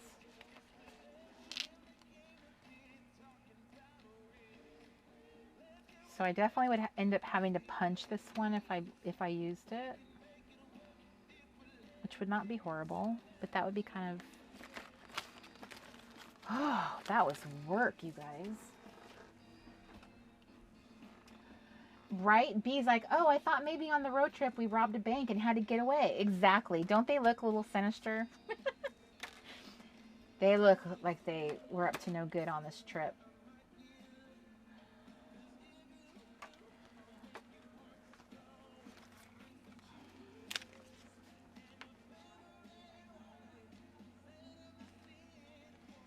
So I would definitely have to punch this one too, like to have it come in on the very edge of this, which is not terrible.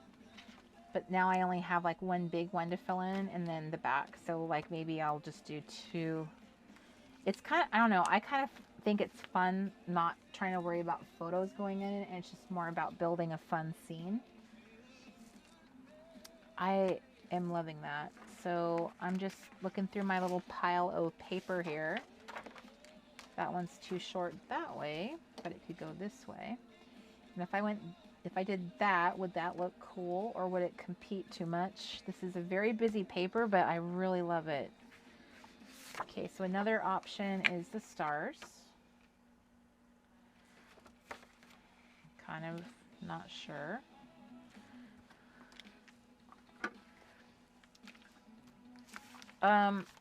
What could be funny on this is like making this one be like more paper, and then it says go girl, and then this says get away. Go girl. I don't know. Let me try.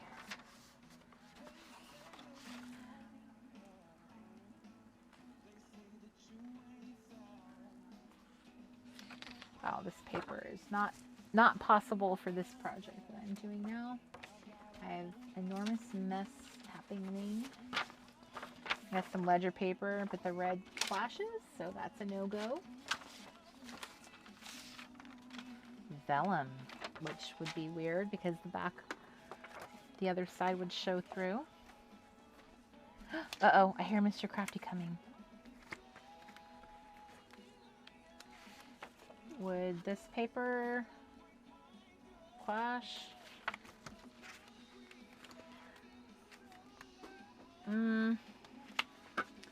Not sure, you guys. Nope, that's not a good pairing.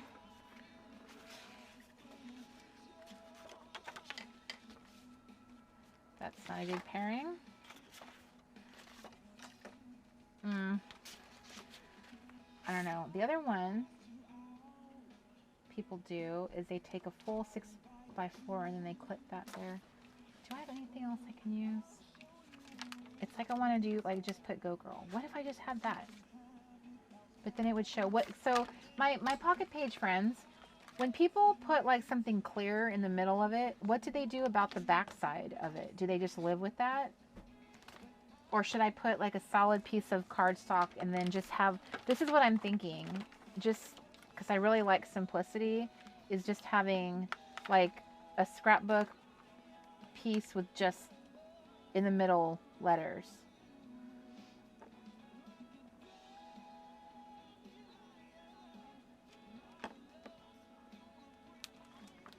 I'm not saying this is the right, let me see, this could also, so go girl. I'm not sure I love this mint and gold with that.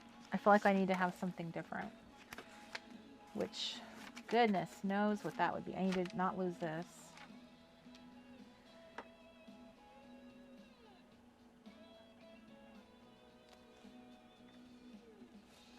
What do we think? Good night. Good night, Sloan. Exactly, B. It's like you're telling them to go, girl, and then get away. Right, Kristen? She says, good thing Miss G isn't here at the JJJ. We are way up past lights out. So true.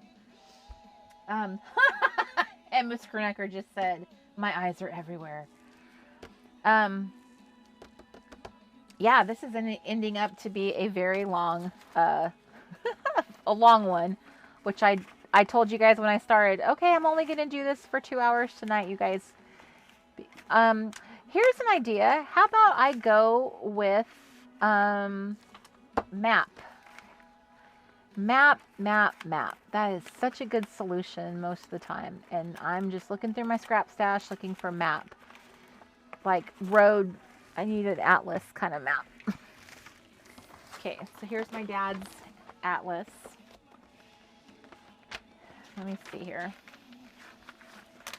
It's kind of cool to see his little highlights and his little, a few pages he has notes. He obviously used this for his trip when he bought his RV and to take it home back to California. He bought it in Illinois, which I think is where a lot of RVs are manufactured. So it's kind of cool to see that he used this as his little marking up his path. My brother got to go on that trip with him. My brother and my cousin.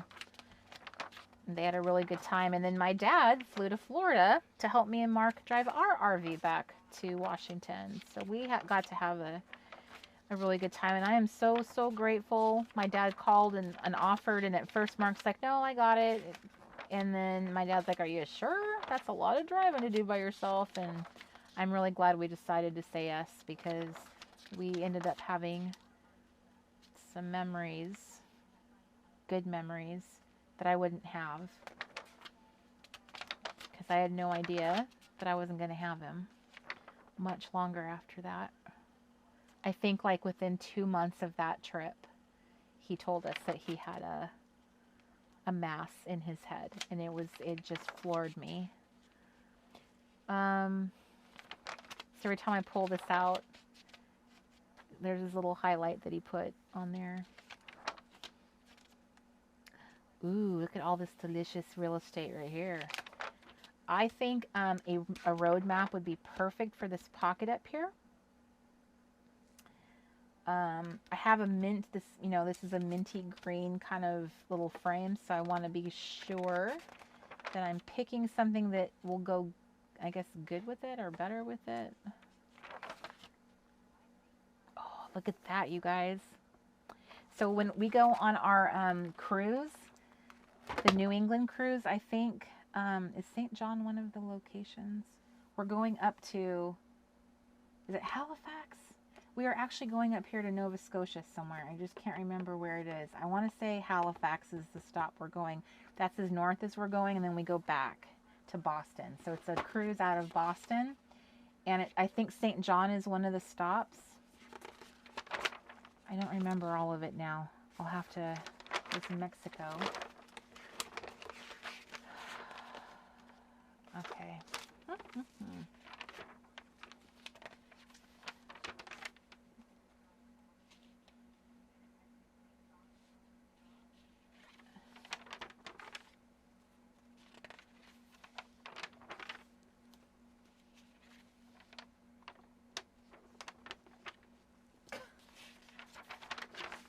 Miss Grunecker.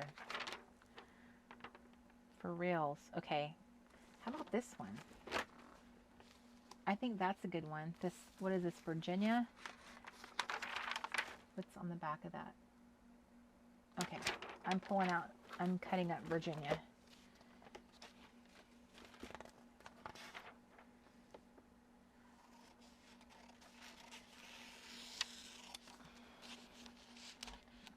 So far, this is like the longest one to date. Where am I at, Mr. Crafty? I'm at 3.5 hours in. Yo.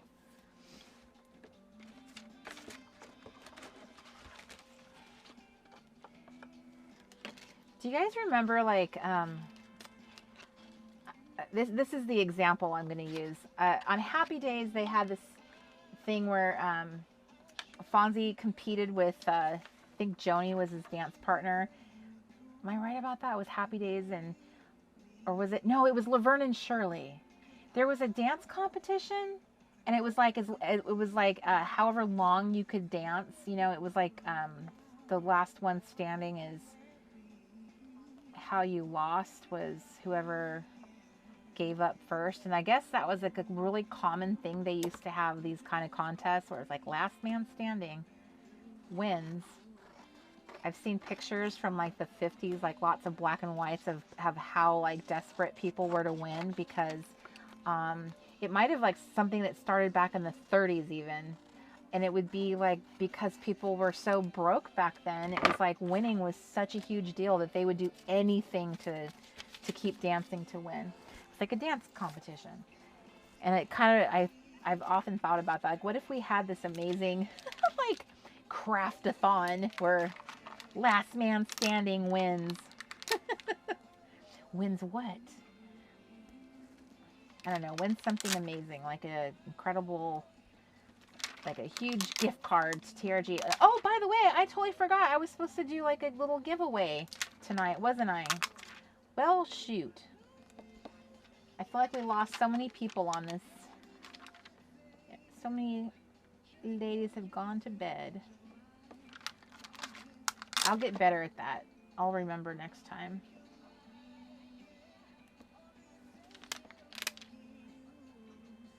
Did I don't like that. I like it better when it's like, okay, so I don't have the letters over enough. I feel like they're uneven.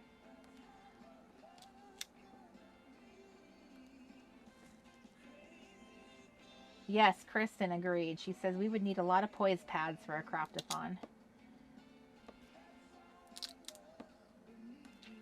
So go, girl. Okay, so let's see what happens when I stick this in here.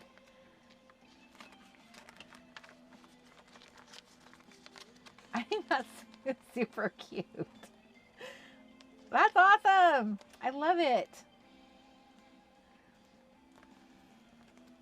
I might take the word getaway off here. I'm gonna let it simmer, but I have a feeling I'm gonna end up taking off. So I see the Tennessee state line in Virginia, and there's Kentucky. We didn't really. I think in Tennessee let's see, what have we gone to? We've always driven through Memphis. We've stayed in the Nashville area, and we've stayed in Pigeon Forge, Knoxville, Pigeon Forge, Knoxville. So I feel like we need to be a little bit more experimental and do a little bit more traveling. I think that turned out really cute. So I just have to do the back. So what am I up to? So I got all of my pages prepped. I did this whole front of the pocket page. I did that one. I did these two, which just need to be punched and possibly add some level of embellishment to, obviously. Like just like one word maybe. And then this one, I need to finish this one up. I think that's super fun.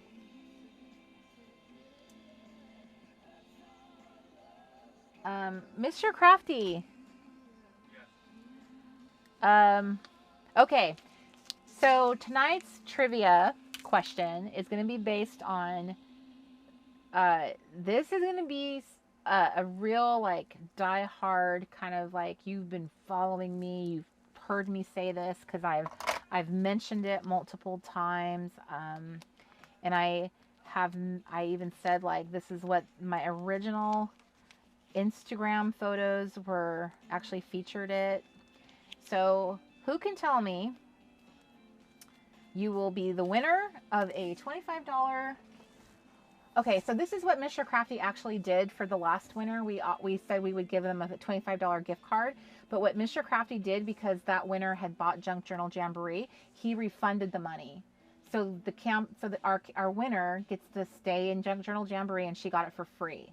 So you will be the winner of a free Junk Journal Jamboree. You'll get your money back when you win.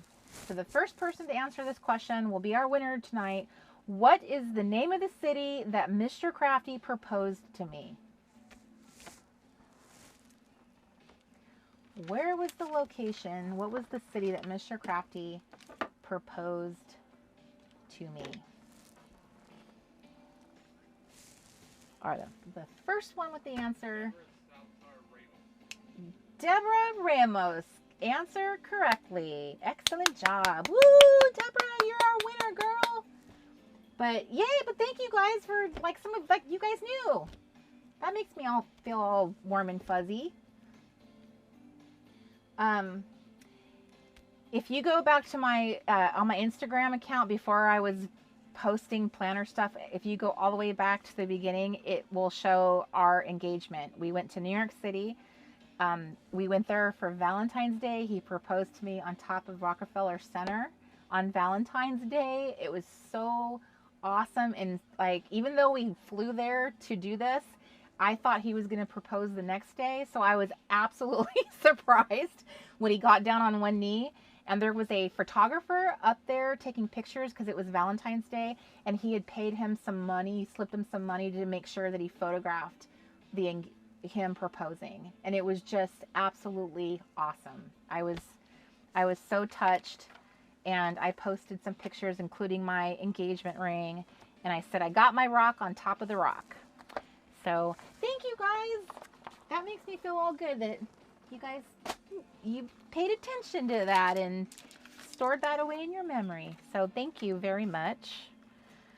So our next, we'll do I'll do a giveaway for in the Late Night Crafty Club. Plus, oh my gosh, you guys are getting the most adorable freebie. Kelly is going to be doing these freebies for you guys.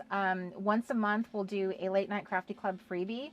And she's doing them out of her own time. She's decided that that's her contribution to our ministry. So she made a 2-page printable that when you show up to the live, it will be free.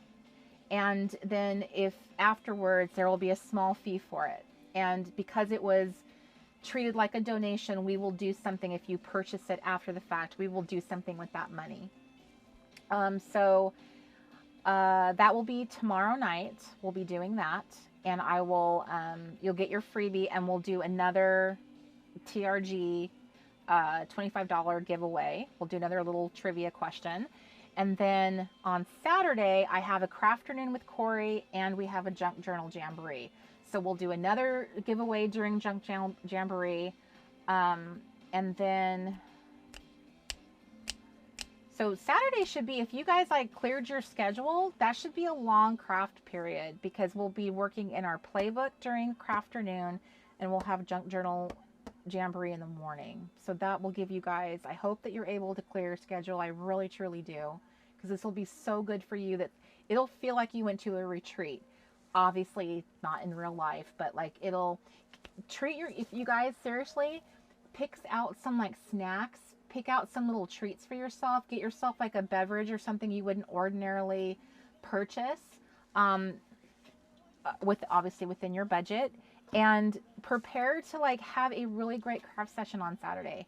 We're going to start with our Junk Journal Jamboree, and then I will try to put a break in between. I won't, like, this was an out of control craft session, but I will try to put a break in between so you can make yourself your snacks, get yourself all ready, and then we'll jump into our Crafternoon with Corey, which, as you guys know, is like less chat, more chit. So it's like more right into the crafting, and it's about 2 hours, but we'll see how it goes.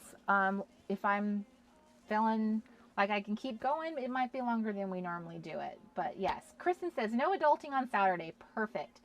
Angela, the LNCC is always at 6 p.m. PST.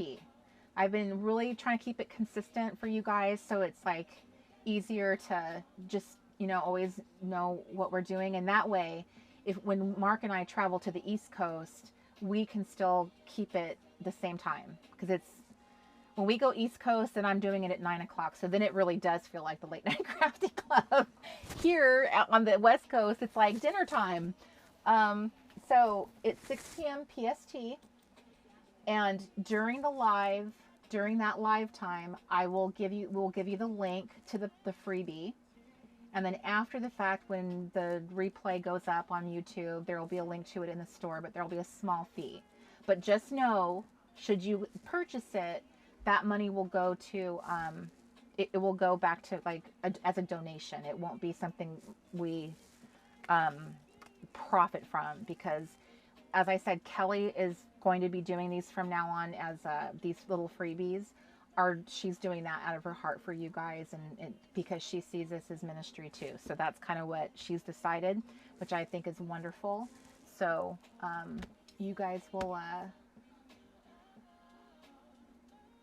you guys have lots of crafting opportunities this weekend. Friday night, 6 p.m. And then the following morning, we'll be up and at 'em. And so make sure you have prepped yourself. You've prepped your craft area. You are like ready to go. Snacks are always good. I think I'm going to stop here where I'm at. I feel like this is a lot of progress. I think I'm going to figure out what I want to do on these two in a bit. But I love that. That was so spontaneous how this one turned out. I just happened to find pieces in my stash and it turned into that. So I'm excited. This is just going to be like little vignettes that don't mean anything. They're not memory keeping. They're just like, I'm just filling pockets for fun. And then I have all this luscious paper to add other little things to. So that's probably what I'll be doing the next General Jamboree, because I really need to work on my art journaling. So I hope you guys had a fun night. I mean, this has been a serious craft session. Sheila says she's going to be at her 50th high school reunion on Saturday. That is awesome. How fun. I would imagine that would be, like, I would be so worried I wouldn't recognize anybody because, geez, 50 years. And I'm sure, like, all you think about is, like, what everyone looked like when they were teenagers. And now we're all, you know, older. We're older than our parents were when we were in high school. Like, I'm older, like almost by like a decade older than what my parents were when I was in high school. That just blows my mind all the time. So you are so welcome, Deborah. Congratulations on winning, girl. And thank you guys. Miss Mallory, you're already, let's see, you're already, what's today? Today's Thursday. So you're already experiencing Friday. So we will be having the Late Night Crafty Club at 6 p.m. PST. And then Saturday, be prepared for a very long craft session. Get snacks, treat yourselves, tell the family you're not cooking, tell the family that they're on their own. Yay! Hi, Candy! I'm so excited. Didn't even realize you were here. You're so quiet. I'm so happy that you were able to join me because you're in China. So I don't even know what time it is there. I've now gotten to see you in 2 lives. That's wonderful. Yay! So anyway, it's Friday afternoon in Australia, Mallory says. Thank you, Jill. Bye. I'm so glad, Sue Ellen, that you had such a good night. Good night. Mary said, very fun. Thank you. Thank you, Cozy. Thank you, guys. Thank you, Carrie.